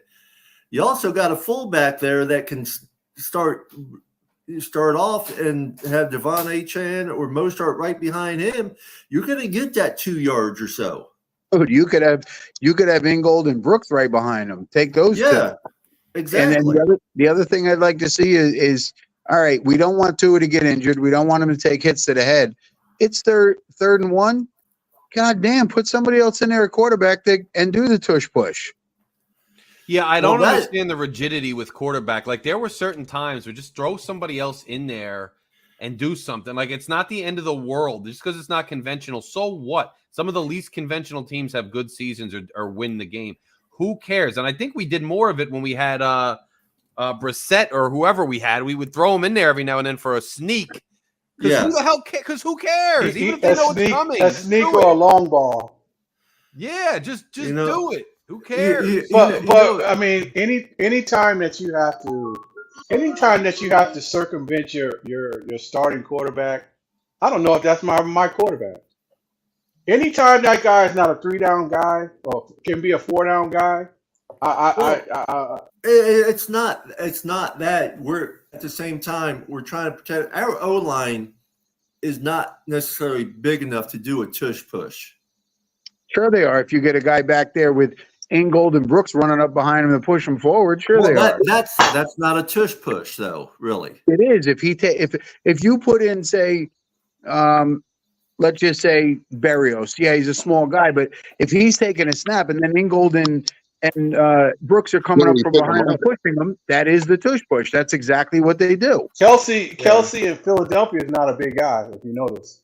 No, he's only 6'2", 285, but it's the guys behind the quarterback that are pushing him forward. Anybody remember Pittsburgh in the 90s when they had Neil O'Donnell and they had Flash? Yes. Yes. Dude, when Cordell Stewart came in, they already knew what was good. It was a run of some sort, something. They knew it. And it's So when you, yeah, but we not built like that. We don't have unless you got Skylar Thompson that can come in and do it, maybe. hey, let You, Skyler but I do it. mean, I don't but you, care. but you don't want to. I mean, I don't know. We got to take our starting quarterback out just to do a QB sneak. I mean, come on, guys. I personally don't care. I want the first down. I don't care who gets it. Exactly. Keep drives alive. Keep the Okay, defense rested. and I get you, but that's it. Well, what I'm getting at, the long story is, I don't feel comfortable paying him $50 million, and you can't be a potential 4-down guy. Sorry. Listen, I don't want to. I say make him play on the fifth-year option this year, and then if you have to franchise him next year, he'll only get like $38 million, and you're not paying him 50. Right. You know, and in the next 2 years, if he doesn't win us playoff game for us, something's wrong somewhere. Right. Period. You know, and But then that's going to be a question mark of then we're going to have to start all the way from the beginning. So that means Daniel will be on the hot seat, and here we go again, all over again. That's just You how. know what, again, though? teams, Yeah, but here's the problem. If you sign him to a 4-year, $200 million contract and 75, 80 million's guaranteed, he goes down with a concussion this year, you're still spending that 75, 80 million dollars. No, and I that's do the elephant agree. in the room I too. agree. Just because he made it through 1 year doesn't even make it through every year. There's still the injury That's question true. on top of the question of performing in the clutch late in the year. You still have the injury question too. That didn't go away. Like people forget, and you look. I'm a Dolphins fan. Everybody is. I want Tua to be the best player he could be. I wish he set the world on fire last year. Here's the thing. If he plays on a 5th-year option or whatever he plays on, if he sets the world on fire, then good. Let's pay him the bag because then he can handle it without the supporting cast like Mahomes. But if he doesn't, then we can build the cast around him because these questions persist. And it's inobjective to ignore them. And it's also setting yourself up for another disappointment to get too optimistic and wishfully thinking and try to talk yourself out of the reality that we see. There's legitimate question marks on the field and with regard to injury. They can't be mitigated simply by wishing them away. Well, and us as fans, I mean, think about it. He made it through all 17 games last year. Statistically, is that going to happen again this year? Yeah. So what's our backup plan? And by the way, John, remember that the narrative was if he makes it through, they could, because remember the year before, the narrative was, oh, he got hurt later in the season. Everybody forgot that there were struggles even before he was hurt late in the season that year. So the narrative took hold and the truth became, and the common knowledge became, everybody forgot what really happened. And it just became, well, if Tua can last 17 games, they're going to go deep into the playoffs because it's all about him being healthy. Well, he was healthy, and it didn't matter. There were still struggles at the end of the season. And now the narrative is, even though the defense played their heart out and still put us in position score-wise to win games at the end of the year, and the offense was the ones who struggled, the narrative has still become, well, damn, that defense was so injured. We got to revamp that defense. And if the defense is healthy and a little more hard-hitting, we'll go far. But again, it's ignoring this persistent problem of late season struggles. I'm not saying that the past guarantees the future, but they continue to ignore it and continue to pretend. Just ignore the elephant in the room nonstop. Now, I think if the defense is harder hitting and more tenacious, maybe we stack up more wins early in the year, unlike last year where they're a little slow to catch up. But I don't think it negates our offensive woes late in the season where teams catch on to McDaniel, guys get banged up, Tua struggles in cold weather, and guys figure out what we're doing. I think that's going to persist. Well, that's the biggest problem is other teams figure out what we're doing and they shut it down and the offense can't move the ball. That Kansas City playoff game, the defense played well enough for us to win that game. The problem was the offense couldn't move the damn ball and put points on the board. 100%. Shouts to Nene, member for 2 months on my channel. Shouts to Nene. No, but I agree with you, John. I mean, I 100% agree with you. And that's the problem. Scott, Nene, why we're talking about your channel, plug your channel so people know where to go. Absolutely. Yeah. Phin-Addict Fury, guys. Phin-Addict Fury is my channel. If you're watching here, go over to Phin-Addict Fury and click subscribe.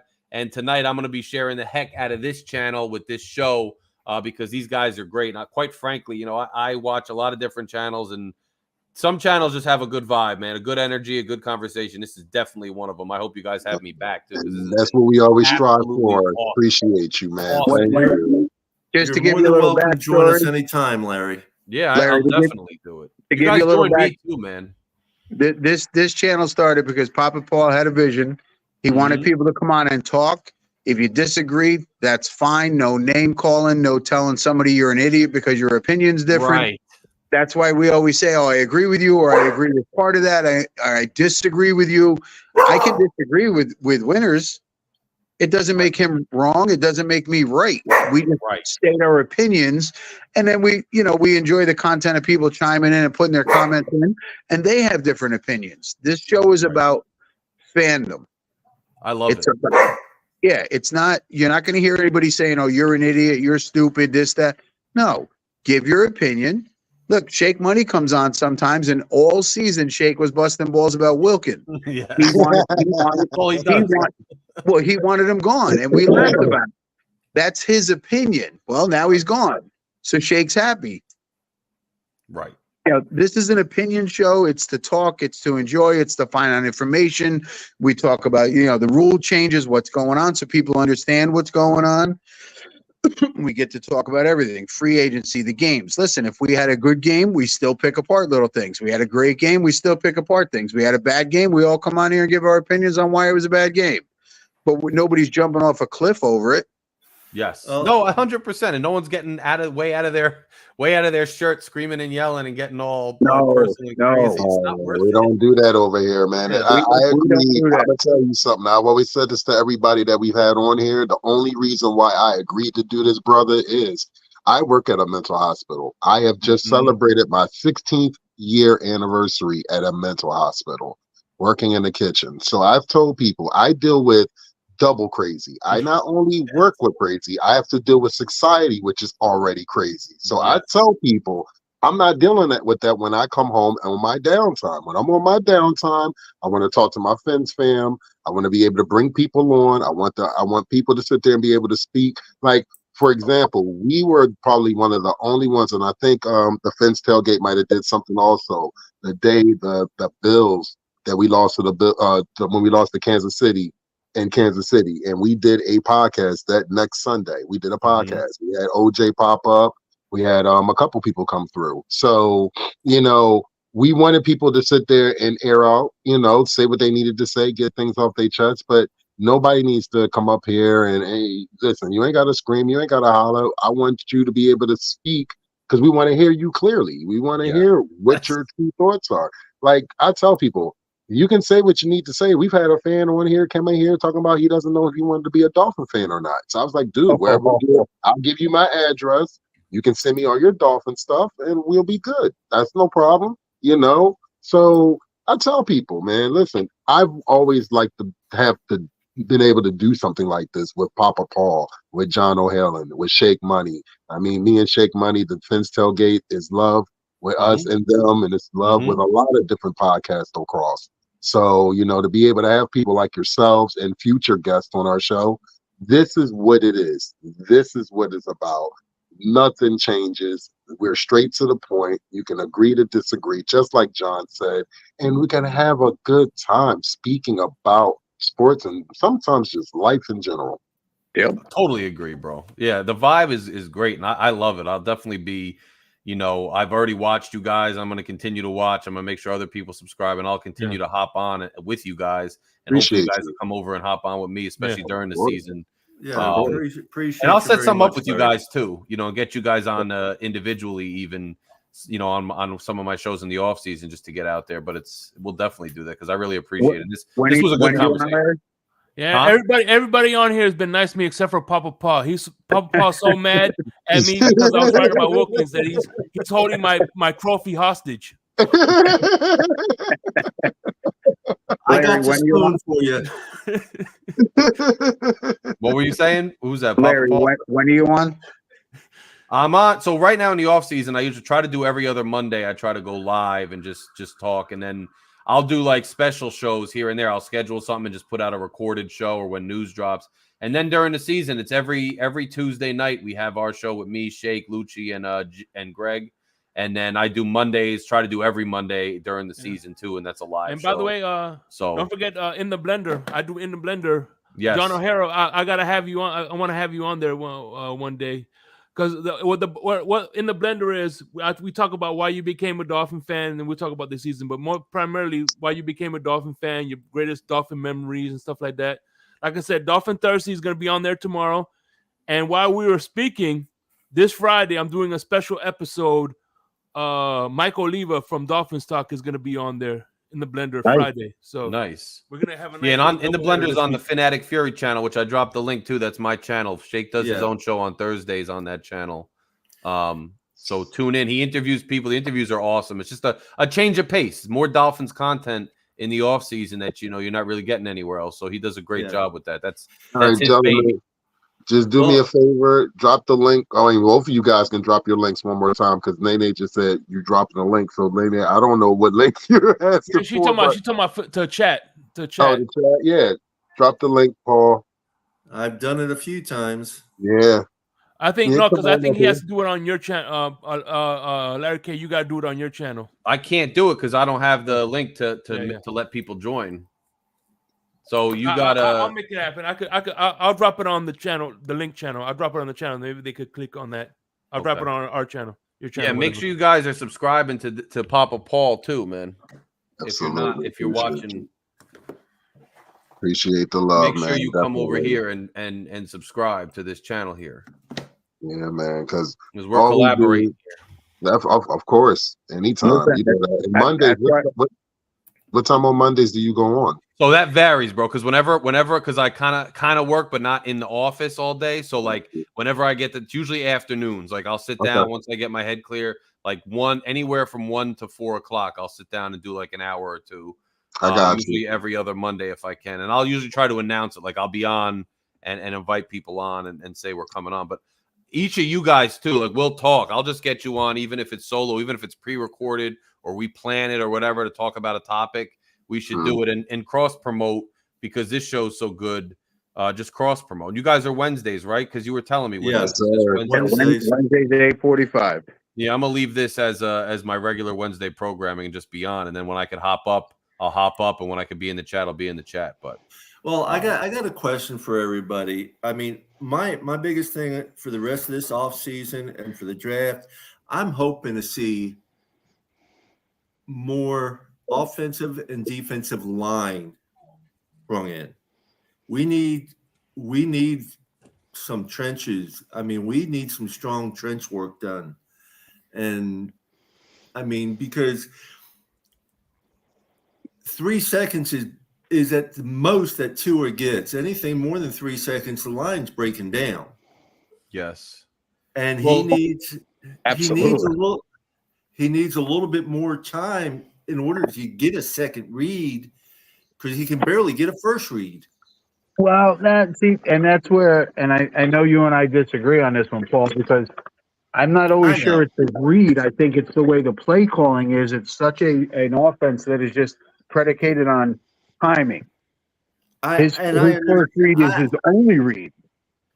Yeah, I know, but there's a lot of times, and you've seen it, where there's been players wide open and he's thrown it where a place he shouldn't be throwing it to, really.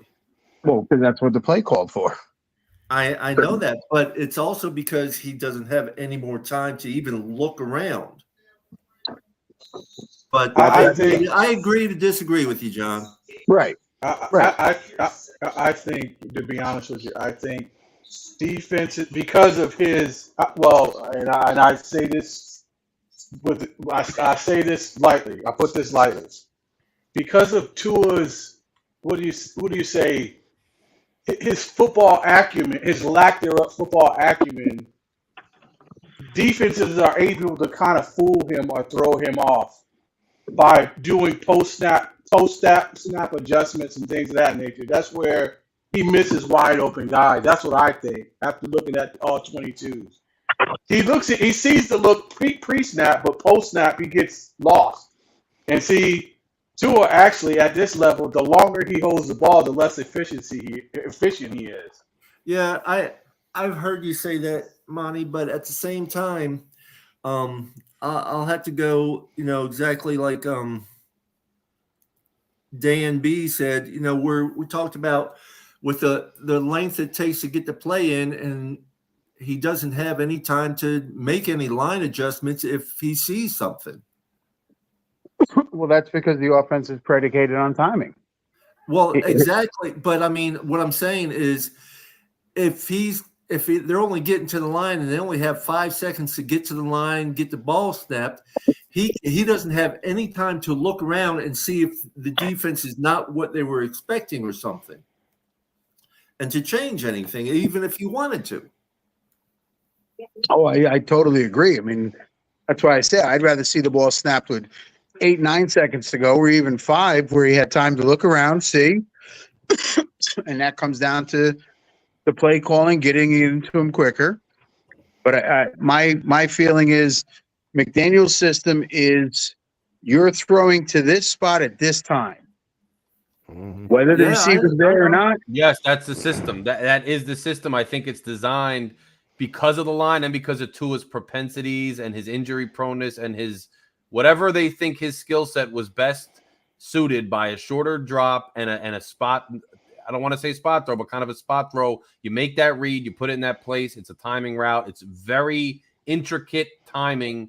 That's how it is. That being said, I do think this team, while they think, again, they're always telling us not to worry, they think their timing routes and offense is impeccable. It's very good, and it's especially good when everybody's fresh and when not everybody's caught up to us in the beginning of the season. If they want to sustain later in the season and innovate above and beyond what they're used to doing, they need to bolster the lines on both sides, and they need to implement maybe some drops that are longer, some reads that are not purely timing. And that's up to McDaniel and Tua to do because there are limitations to it. It looks great early and then it struggles late. It has to do with the personnel in the trenches, but it also has to do with the offense itself and the offensive design. So I think you're actually both right in that regard, in my opinion, because yes, we lose Wilkins. Yes, the offense is more timing and finesse and quicker reads. We're going to have to build on that in both ways, in my opinion, trench-wise. However, we're always going to have some mostly quick reads and quick spot throws because that is the offense they're running. So, real quick, hopefully bringing in Juno helps out a lot. Yeah, right. Real quick, I want to agree. Welcome Mr. Polk to the platform. Mr. Polk, what's up, brother? How are you? Hey, how's it going? Papa Paul, Dolphan Winters, John, Mountie, Shake Money, Larry K. It's a pleasure to see seeing you up here now also. Yes, sir, brother. Mr. Great to Polk, see you. how you doing, sir? I'll be back in a couple minutes, Winters. I got you. Okay, but you know, I kind of agree. The one good thing in our favor now. I know I've said this a million times. You know, we do have Bush Berry, and he's been doing pretty good with the offensive line. But yes, we do need to address the defensive line and offensive line. But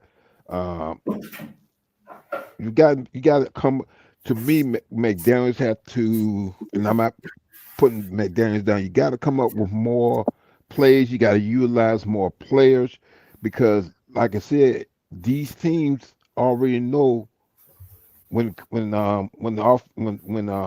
line up if they're going to go to Tyreek, if they're going to go to Waddle, because that's the main source. That's the main thing that we've been doing pretty much most of the season. And then the teams, like I said, around mid-season, the teams are already caught on to doing that. But you got to utilize your tight ends. You got to utilize your other wide receivers. You got to use to run the game at the right time. And if it's working, kind of stick with it and whatever. But you got to change because I'm seeing this season that went by is a repeat of the season before. Yeah, and we got and to me, they're sugarcoating a little bit by revamping the defense.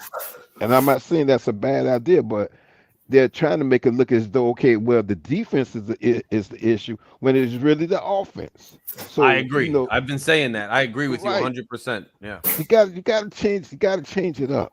I mean, I'm not putting down Coach McDaniels because when we first got Coach McDaniels, and I did,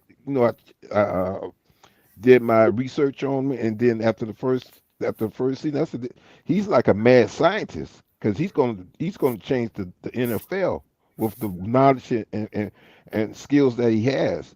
But he needs to get somebody else to call the plays, and he needs to be the head coach that looks over the whole team, the team as a whole. And then I don't know what's going on with special teams because this guy, I think this is this guy's third year being our special team coach. Yeah, And I know. We were talking about that too before, it's and how we crazy. still don't know how he has a job, bro. It's crazy. Well, he must got some kind of connection, some kind of way. Maybe somebody, I don't know. I can't Either, explain either that or he's got some evidence that somebody doesn't want out. that. There you go, John. There you go. Yeah, but you know, we got to do something different because I mean, hopefully by them bringing in the two tight ends, hopefully that's a sign that McDaniels is coming up with some more, you know, some more plays that's gonna, like I said, utilize more the tight ends and the receivers and what have you. So hopefully that's a sign right there when he brought in those two tight ends.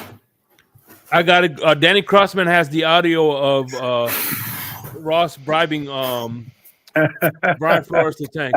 That's what Yeah, it he is. must. Good grief. It was a lot worse than they said.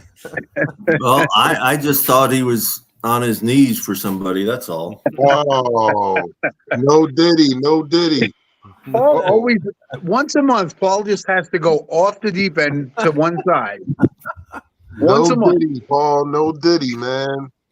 Hey, it's the only reason I could see why he's still there. Oh gosh. And then I'm gonna add one more thing too. We were y'all talk. I think I came in when y'all talking about the third down plays, third down and short plays, and I mentioned this also with the red zone. Go ahead and utilize Chris Brooks. Yeah, you Yes. had the man on the roster. Yes. He showed some. To me, I saw some good flashes of him in preseason.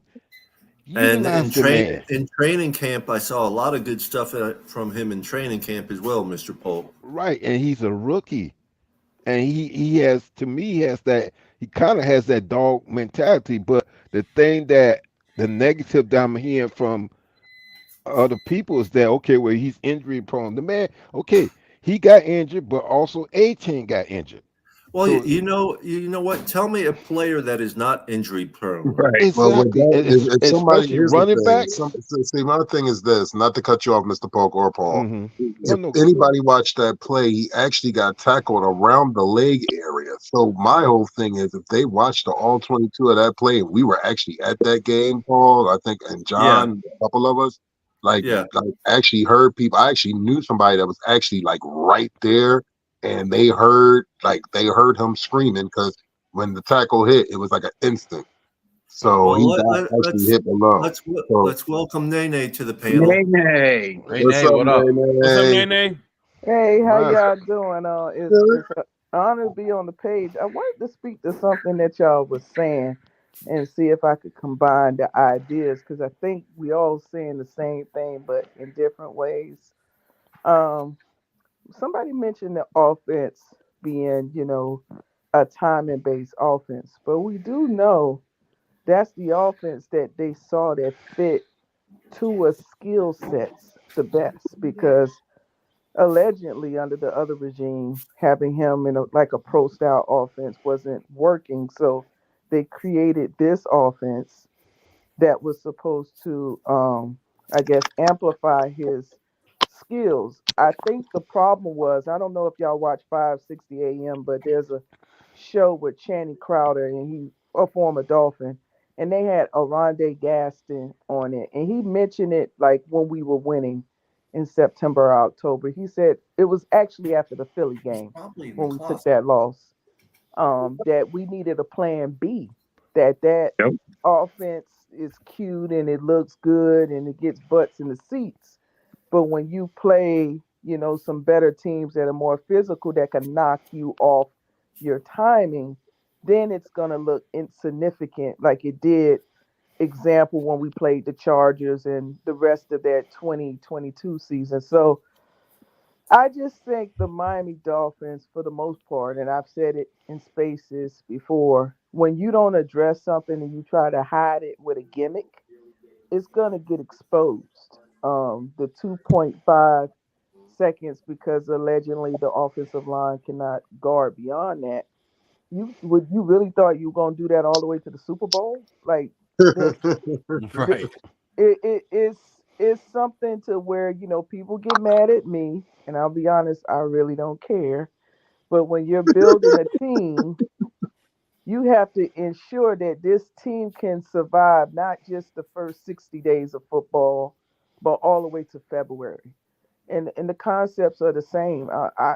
I don't have the data in front of me, but if you name the last couple of Super Bowl champions, they have something in common that in January and February they're playing their best football in the roughest conditions. It's not going to be Miami. It's not going to be a dome where it's controlled weather. We play in a conference that I believe we're the only team that has 70, 80-degree weather in December, possibly.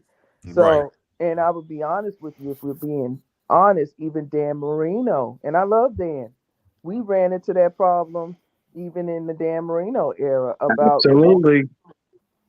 so Mhm. it's not just uh to Mike McDaniel problem. It's something that we have not figured. I always said that we're not in the right conference. I know some of the games in the rivalry games are cute, but technically I think we should have been in the AFC South. Because like our weather doesn't make any sense for us to go in those conditions. But let's be honest, we haven't done it since what 83, almost 41 years ago. So the management, everybody, someone brought up a point and I agree, and I'm gonna land here. Even without the weather and the offensive line, it does not seem like the team front office staff is on the same sheet of music. You cannot win if it's disorganization and chaos. The coach is saying one thing, the GM saying another thing. You every other year you're changing out coordinators. There's no way Mm-hmm. you can build continuity and culture. I know a lot of people don't like that word that are not Miami Heat fans, but it's true. You got to build some continuity. Look at the Kansas City Chiefs. One of the things they have is they have continuity in that front office, the head coach, and the quarterback. And I just think I don't care who you get in here. You can get Jesus and cleats, but if you fix some of your structural, like even look at McDaniel and I call him Greer Aloysius. Y'all learn that is my name for him. Look at the press conference. They didn't even sound like a united front in the press conference. I urge anybody that disagrees, go and rewind the portion when they talk about the drafting. He says, well, he wants to do this, but I want to do this.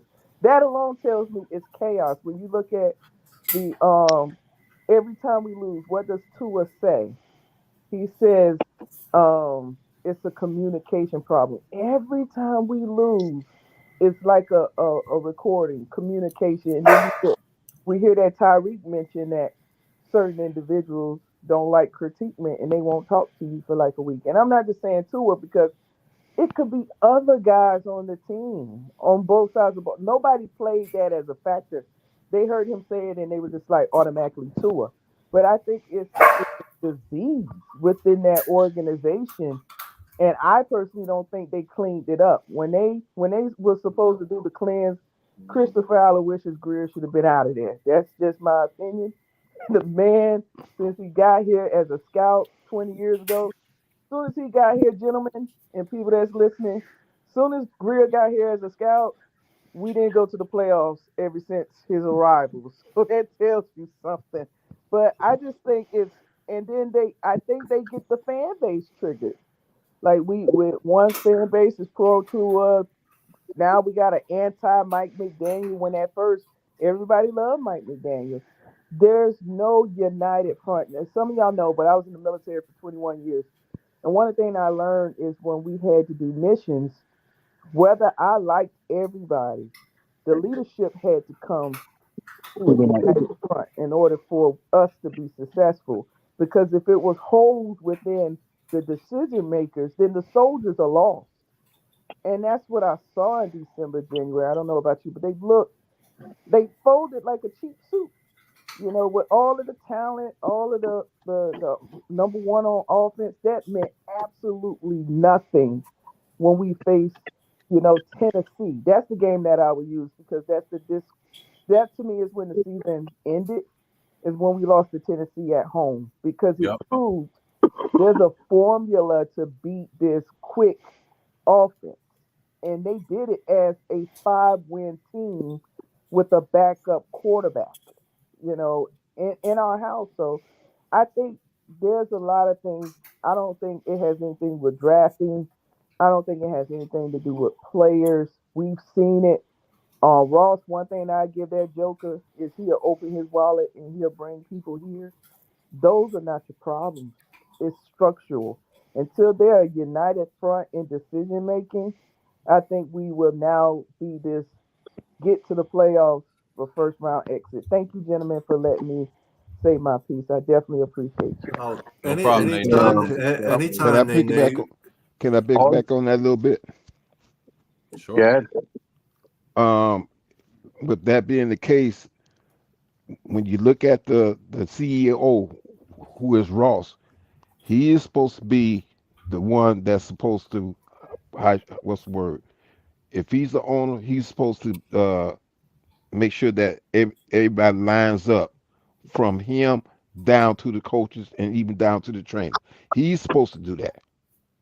You can't, that's why the whole situation is sort of off, is sort of off because Agree with you. Yes, I think it starts from there. Yeah. exactly start from here and it's supposed to be a domino effect going all the way down. And then once when it comes down to the roster and what have you, then it's up to the coaches to help develop these players and what have you. But even as far as when we get to the tough games or the cold weather games, we got to find. I get tired. I've been hearing this excuse for years and years, and I'm not saying that it's wrong. That with the cold weather, we can't play in cold weather. We got to find a way to get over that because I'm getting tired of hearing that, and I've been hearing that going way back. Yeah, and So everybody, we even got if we were in the South, we'd have to still play playoff teams potentially in cold weather or add a conference but non-division rival in a scheduled game that you can't get out of it. It's football. It gets cold later. We got the advantage when teams don't want to play in the hot weather when it's almost 100 exactly degrees on the field in September. We got to go up and play in the cold. That's part of football. We got to learn. There's right. dome teams that have to play outside too. I mean, we're not the only team that faces challenges going up north. Can I say one? Exactly. Can I say one Exactly. more thing? I don't think it's. Let me just correct myself. I don't think it's about weather. I think it's about mindset and focus. Let me say that again. Mindset and focus. It seems to me, and I could be wrong, the front office is more concerned about butts in the seats Yep. and popularity. I They're agree. not Yep. concerned about winning. And to me, that is a disease that goes all the way down to everybody else in the organization. That's why they call it the organization. The head of the body will always trickle down through the spine all the way to the feet. And that's even what you as a human being. And when you look at people, their individual mindsets, 2,000 yards. You even hear McDaniel talking smack to Dan Marino, of all people, of taking his records. I just think their mindset is not, and I don't want somebody to quote me like, well, she trying to say they want to lose. I just think they're comfortable with individual accolades, and then they use their media machine to cultivate that culture. Because when you bring up something about this team, well, they were the number one offense. They did all of these individual things, but it's okay because it's good to have, but the goal is to win the games that matter. And the difference between winning in September and October is some teams can carry that momentum into the deeper parts of the season. But if you catch momentum going into the deeper part, let's give you an example. Kansas City. They look like absolutely garbage can juice throughout the season. They lost to Denver, all of those teams, right? But when it got around after Thanksgiving, they caught that stride. and that stride took them all the way into the Super Bowl, right? And that's what I'm saying. Like, yeah, I like winning in the summer, but we're learning, especially with this team, and how they got to snowball that momentum into these games. And it's a mental thing. When you're playing in that type of conditions, like I just revealed, I was in the military. So sometimes I would have to put my mind somewhere else in order to do what I had to do. Same thing when you're in rough conditions. You have to mentally put yourself there. But if you're mentally weak to where when you make a mistakes, there's no accountability. There's no one giving you good stress. We went from one extreme to the next. We went from maybe too disciplined in some ways with these new age players to too lax, and you could see it on the field. Like there's nobody really, when we are losing, we don't see them like upset. There's no one trying to galvanize the troops. Even people that came here who used to have that mentality, you're seeing that they're conforming their behavior to this team and how it's run. The frat boys, everybody's going to each other's barbecue and this, that, and the other. And I have no wrong with camaraderie, but camaraderie is not the mission. Winning championships is. So we can have I like to celebrate when we had that trophy over our head and we finally have a championship parade in Miami besides all the other sports teams that's there in Miami. Do you know out of all the sports teams, the Miami Dolphins, which is a football town, is the only one that hasn't won anything or gotten into a divisional round in 25 plus years? That says a lot about the structure and it does have something to do with the players. But I'm gonna say this, and I know people are gonna get mad at it. Do you notice every disciplinarian that's been a part of the team has been pushed out? Yeah. Every disciplinarian that they brought here to clean up a mess, where they were strategically brought here to be tough and clean up messes. And then once they do it, I don't know if this is the players who's going to run the management and crying or the management's micromanaging.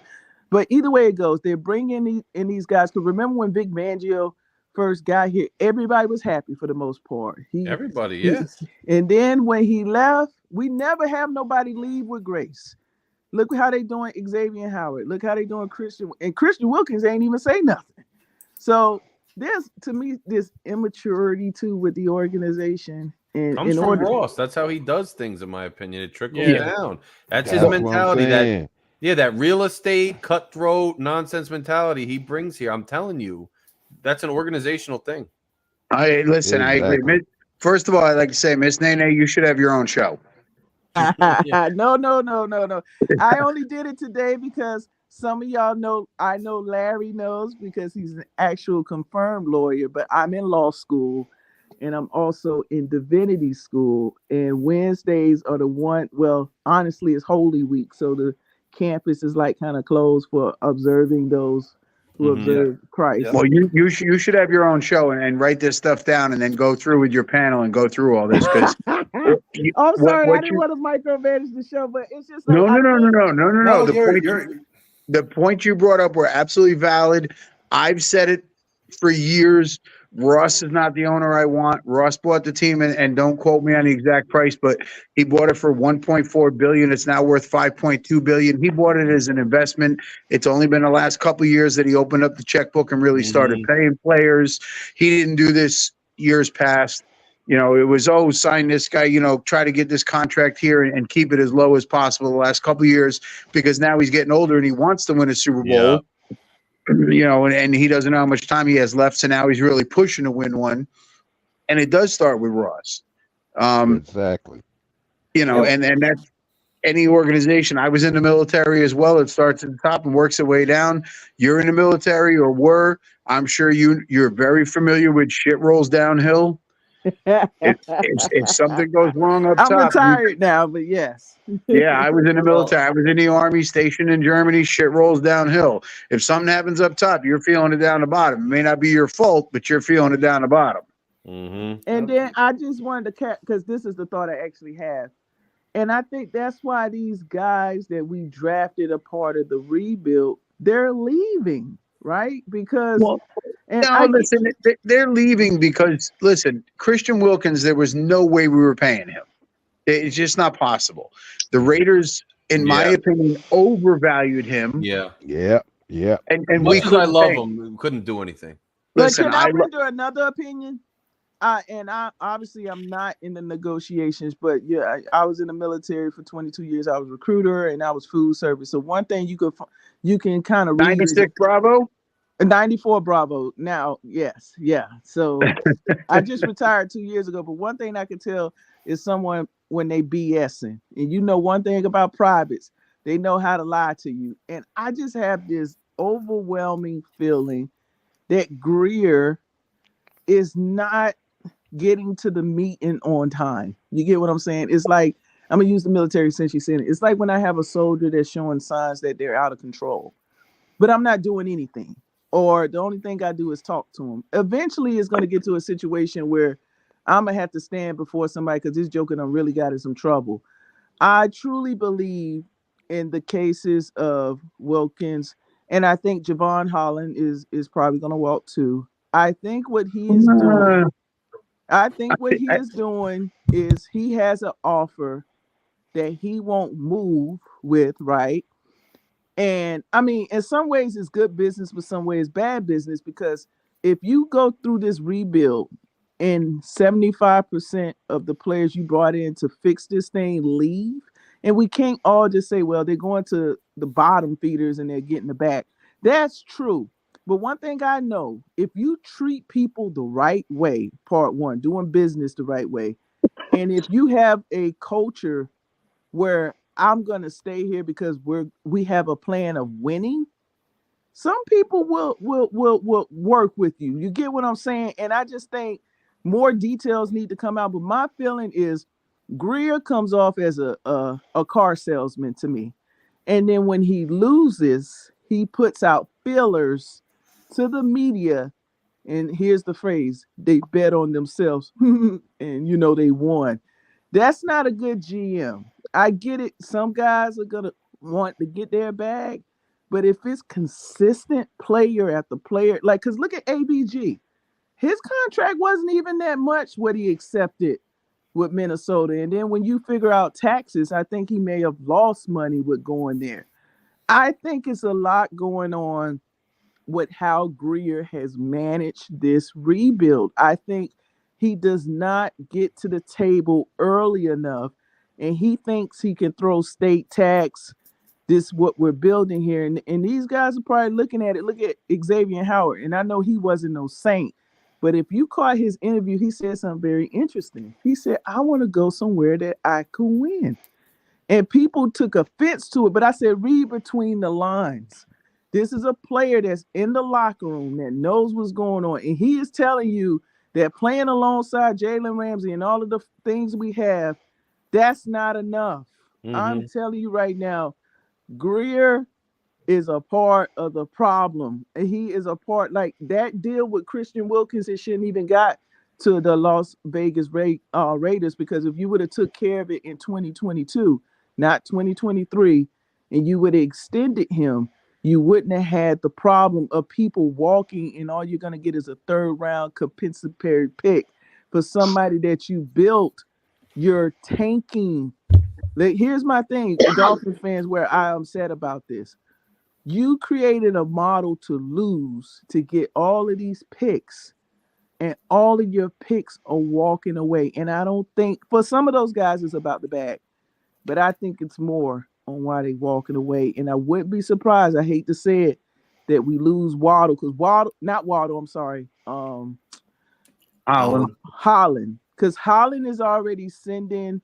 He's very active on social media. He put a post of somebody robbing, and they had a money bag. And I said, this guy loves sending subliminals through his tweets. And we don't get it done, he's gone. We don't have a 5th-year option for Javon Holland. He will walk. Listen, I totally agree. Greer waits too long to extend these guys. Hey, it should be done in year 3, not year 4. But the problem is, when you're running an organization, you can only tie up so much money. So, if the guy bets on himself and wins, he wins. If he doesn't, then you can sign him cheap. Well, then here's the other thing. Why don't you trade these guys? Why wait to the midnight hour? You can trade because from what I understand, and I don't have no sources, but there was an individual a year ago very adamant that things were horrible between Wilkins and the front office. It was terrible. So to me, if you knew that was going to happen, and I love Wilkins, but get rid of that guy at the trade deadline. So you're not waiting to 2025 to get a third round pick. You're never going to get equal value. We all know this. But you can't. And for me, if I'm Ross, you can't keep coming to me about my investment, like you say, Larry, return on investment. That it keeps walking out the door. Like there's no way you can pitch that where everybody can't be, oh, they just wanted to get the bag in a bottom feeder like Carolina. No, sir, you're not. Something about you is not closing. When I was recruiting, they call it ABC, always be closing. He's not closing soon enough. And now he got Austin Jackson, and that was a miracle. And most of it was because Austin Jackson probably thought if he bet on himself, he would lose because this was only one season that he played well. But I just think the Dolphins have some bigger structural problems. And I wonder with this new DC, if we start losing, is he going to be the one that's going to be the scapegoat? And I think Mike McDaniel is on the hot seat. And I think it's sad because I don't think he's the biggest problem. There was problems way before he walked in that locker room. Same thing with Flo. It was problems every coach, maybe besides Gase, but you could say there was some massive issues before they took the mantle. And because they're in that seat, they're becoming like the scapegoat. And that starts with Ross again. Because Yep, here's the Ross, thing. I agree. We gotta keep this in mind also. Who was the GM before Greer? Tannenbaum. Yeah, And they're in the he- same he- type and- of situation, man. It's wrong. Right, exactly. Ross has this is Ross' responsibility because he is the CEO of the Miami Dolphins. He's the owner. So he needs to be the one. Okay, if Greer's not doing what he's supposed to do, then he needs to seek another GM. But for him to keep Greer for now, he must see something with Greer that he wants for a reason for him to keep it. But it starts with Ross again. It's just like at elementary school. I mean, at a school, the principal is over that school. Okay, if that school is having issues, okay, you can point at the teacher, yes, but the principal has to be the one that overlook and say, okay, listen, you got to get on the right track, or we're gonna have to you're gonna be gone. It still points back to the owner. As And far I as agree. an issue, yeah, that's what it's doing. You can I point back agree. to the owner. And Greer's biggest thing is Greer does these flashy things to make us all forget what actually went on. Exactly. 2 years ago, he got Tyreek Hill. Last year, he got Ramsey. So it keeps all the fans excited because you're bringing in this big name person who's great at their position, and you forget all the little things that went on before that. Yes, that's what they do. Guys, I got to run because I got to get up early in the morning, but I really appreciate you having me. It was an awesome time. Love you Good seeing guys. you, I'll Larry. be back. It was Come Larry, join me, and I'll Let- be back, man. It was awesome. Yeah. I really appreciate you having Oh, me. More than Always welcome good, to join Larry. us anytime. Peace, You love, can and pop fins in up, brother. anytime you want. We Peace, love, appreciate you thumbs up, having you. Larry. Yes, sir. real. All of you Peace- guys love it. Nay, Peace, nay, love, and fins everybody. up, everybody. Crazy Dolphin Winters, Papa, John, Mountie, Shake. I'll talk to you Yes. guys all very soon. Later, guys. Fins up. Later. Good Thumbs night. up, Fins up, Larry K. Yeah, and I wanted to comment to someone that says that I'm forgetting that these guys have high dollar talent. Wilkins in particular, I didn't forget nothing. I just think that Greer could have did more to make that situation different. Maybe putting a transitional tag on him, and trading him. In business, you can't just have your investment walk away. I'm using these two as an example because it's recent, but it's the ABG, maybe the Wilkins one, that's not a good one, but the ABG one, like that should have got done, especially with our situation with Bradley Chubb and Phillips. It seems that should have been a done deal. He wasn't asking to break the bank, and you still couldn't close. In fact, people don't like to talk about this, but he went to play for Flo. You know, the tyrant, the person that people blamed for being the dictator, right? And he left the great kumbaya, ping pongs and barbecue ribs and the best cut grass. What we won that award, the best facilities, the best hamburger and cheese lady. And he went to play with Flo. Now, another thing I don't like about the Dolphins is the media machine, because even I don't know if you paid attention, but Van Ginkel's wife went on social media to disclaim a rumor that they put out there. Everybody all of a sudden, oh, he wanted to go home. They already bought a house. Well, Van Ginkel's wife went on social media and said, "What is this house you're speaking of? We don't have no house here in Minnesota." See, and that's part of the problem, and that's why I'm glad we got shows like this where the fans can interact and we can see through the BS, the propaganda that's being put out there, because it's no way, gentlemen, you have the talent that you have, especially last season. You have a 3-game lead, right? You have a 3-game lead. If Joe Burrow goes down, Aaron Rodgers goes down, Buffalo looks like stir fry trash. To me, Kansas City looked the most vulnerable than you ever had. And to me, you had 3 opportunities to cash in. You had the Tennessee game. If they won that game, I think it would have been a different overall production of what happened. And then you had the chance to go into Baltimore, right? Because everybody was saying Lamar is a running back and not a quarterback. We beat Lamar a couple times, and you went up there and you got skull drug. You got embarrassed. And then you turn around, Buffalo, you have another opportunity to win the AFC East, right? Those are the goals that the coaching staff told the fans. We want to win the AFC East. Well, everything was there. You had the warm weather, you had the crowd. I don't think it was a blackout game, it was on TV, and you still crapped the bed. And then you want to cry that you went to Kansas City. Well, if you took care of business with the other games, you wouldn't have been playing Kansas City. You would have been hosting at home the Pittsburgh Steelers if it would have went the way that it went with the wins from the other team. So to me, last year was unexcusable, and the way they reacted, they act like we had another game to play. You didn't even see like they was discouraged that they lost. You literally let Buffalo walk you down like a dog with a 3-game cushion and wet the bed.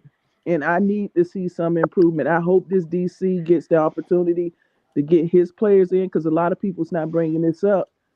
The DC Big Fangio, he didn't get to pick his guys. Greer sent him his guys and make it work.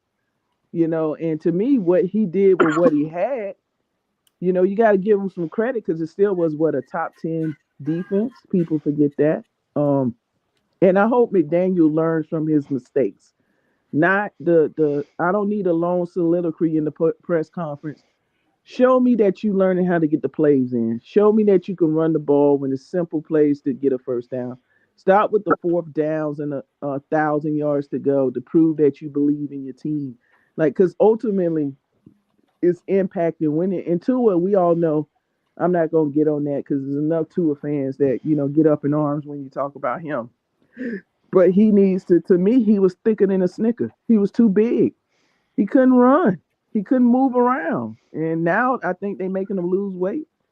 And then everybody else has to hold accountability, especially Tyreek Hill. I think at the moment he makes the most money out the offense, and you out here doing all this stuff off the field. Because to me, that's not a leader, right? I know we're human beings, but when you're in leadership, you got to be able to be a good citizen on and off the field. Because now when you do these speeches, people are listening to you and not questioning your credibility, especially when it comes to a lot of the instances he's involved in. But I ain't gonna lie, guys. I see another over 500 team, maybe 10, 11 win games and back in the playoffs. And it depends if they overcome their woes with winning when the lights are the brightest. And that's basically about it. I mean, and we gonna spend all summer analyzing in the draft and trying to do our own GM, and it's gonna be up to them to put up or shut up. Because to me, it's not fair that the fans, the prices are raising too. Like you're giving us a product that's mediocre, but you're raising the prices. That's another thing. I'm glad I don't live in Miami and I didn't get suckered into season tickets because I'll probably be up there looking for Greer. Listen, But that's all I got, gentlemen. Nene, I live in New Appreciate Jersey. you, I live in New Nene, Jersey, and I have a and season ticket. we appreciate you, Nene, and God we bless thank you. you. I learned We the Dolphins only deserve streaming. They don't deserve me flying back and forth. That's a lot of money. Even though I got some money because I'm smart about it. I save and use common sense. But if they ever go and get a Super Bowl, I'll fly down there. But as of right now, YouTube TV is the place for me. we appreciate you, Nene, and we appreciate your service you've given to the country and all of us. Airborne all the way. And you're more than welcome to join us anytime you want. My son's a major in the Army, and he's down in Columbia right now. Well, I live in what is formerly known as Fort Bragg, North Carolina. They Well, named it. They that's named where it he's something, but it that's ain't where Fort he's Bragg. regularly stationed out of.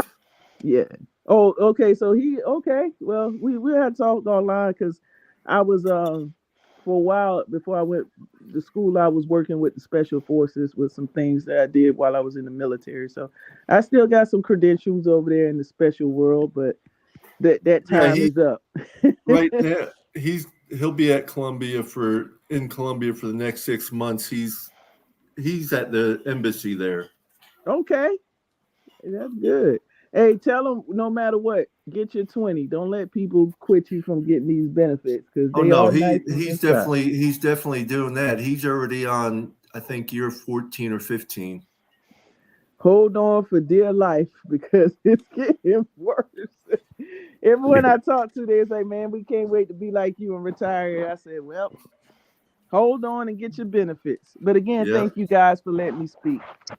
You're more than welcome to join us anytime you want. You know, we're every Wednesday night, 8:45 is when we start, and we allow anybody up here unless we have a screamer. All right, my sister, take care. Have a good night, Nene. Peace, love, fins up. Peace, love, and fins up, Nene. Peace, love, and fins up. Let's go ahead and go around the room, I believe, with last words. Yeah, Mr. Paul. Listen, thanks for having me up on the show. It was a pleasure being up here with you guys, and also with Larry K. And it definitely a pleasure to be up to have Nene come aboard. So, like I said, we just have to wait and see what's going to happen. I'm not going to make no predictions because people keep asking me about predictions. I'm not making no prediction because the thing is we just have to see what's going to happen. That's plain and simple. And at the end of the day, the front office they make the decisions. We can sit here and say this and that, but they make the decision whether we like it or not. But hopefully we're going to go in the right direction. Mr. Polk, real quick, you sure that's not John speaking? Because it sure sounds like a lot of stuff that John would be saying. No, I'm rubbing off. No, because it's the truth. No, I know, Mr. Polk. I know. Yeah. I'm just joking with you. It's facts. You know, that's the thing we have to learn. Hey, this is NFL. It's a business. That's the other thing I'm learning too. It is a business, and that's the main thing. Yeah. It's definitely a business these days. It's not like it used to be. We appreciate you, Mr. Polk. We love you, Mr. Polk. And we look forward to having you again next week. Hey, thank you. Peace, love, and fins up. Mr. Polk. Peace, have love, a good and night. fins up. Peace, All right, love, have a and good fins night, up. y'all. Peace, love, fins up, family. Oh, man. Shake money. Yeah, man. Appreciate you guys for having up here, and as always, man. You gotta Fins up, baby. Shake. You gotta promote the show. You gotta promote the podcast for Saturday, brother. Yeah, Saturday at noon, man. My co-host Dolphan Winters, we're gonna do a WrestleMania preview. We're gonna preview on the Fins tailgate. We're just gonna, we're doing some off-season off topics on weekends. You know what I'm saying? Just to change it up a little bit. And of course, on the regular season, we're gonna be back to the Dolphins talk. But I appreciate everybody here, and once again, I was right about Christian Wilkins, and I want my trophy. We'll get you your trophy. You gonna be at Al, or are you coming? Yeah, to my I'll be there. I'm party? definitely gonna be there. Are you coming to my party? Which one? April 19th and 20th. April 20th? Yeah. Where's that at? Where's that gonna be at? Right here at the house. Anybody who wants to cook, whether it's barbecue cooking, grilling, whatever, you cook your favorite dish, $50 a person, and winner takes all, judged by the people. We'll be having cornhole raffles going on. Okay, Slam and Sammy will be here DJing, all that. All right, that's what's up. Yeah, I know you had one, so but yeah, I'll definitely try to come through. Yeah, I'll tag in it. All right, fins up, everybody. Fins up, Shake. Fins up, Shake. Mr. O'Hallen. The beard. Good night. Very good night tonight. Good conversation. Miss Nene needs to have her own show. Yeah. Listen, I love knowledgeable people. I love opinions. I did not agree with everything she said, but I do agree with a lot of it. And that's what our show is all about. Being able to express yourself and talk and get your opinions out there and then talk about it. I appreciate everybody out there that's been watching the last 2 hours. Hit like and subscribe. Peace, love, and fins up, guys. Peace, love, fins up, Mr. O'Hanlon. Have a good night. Well, we got another one in the books, man, and it was a pleasure doing this one. I kind of want to end this one a little different tonight due to the circumstances that we have going on in our nations and on our shores. I'd like to send my thoughts and prayers to the men and women that their lives are affected by the horrific act and accident that happened in Baltimore and the shores last evening about 1:28 a.m. in the morning. Let us not forget that we cannot sit there and take this thing called life for granted. It is given to us. We only have one of them. So with that being said, when we sit there and go to bed and sleep and pray, or you sit there and just take a time out and sit there and say, give thanks to be able to say, I made it through one so we can get to the next one, because you never know. Papa Paul, is always a pleasure, brother. Yes, sir. Yes, sir. I appreciate each and every one of y'all out there listening to us, watching us. Shout out to Larry K and the Phin-Addict Fury. Make sure you watch his shows. Watch TFTG. And Shake Money with the Blender. Other than that, everyone have a blessed night. Peace, love, and fins up, everybody.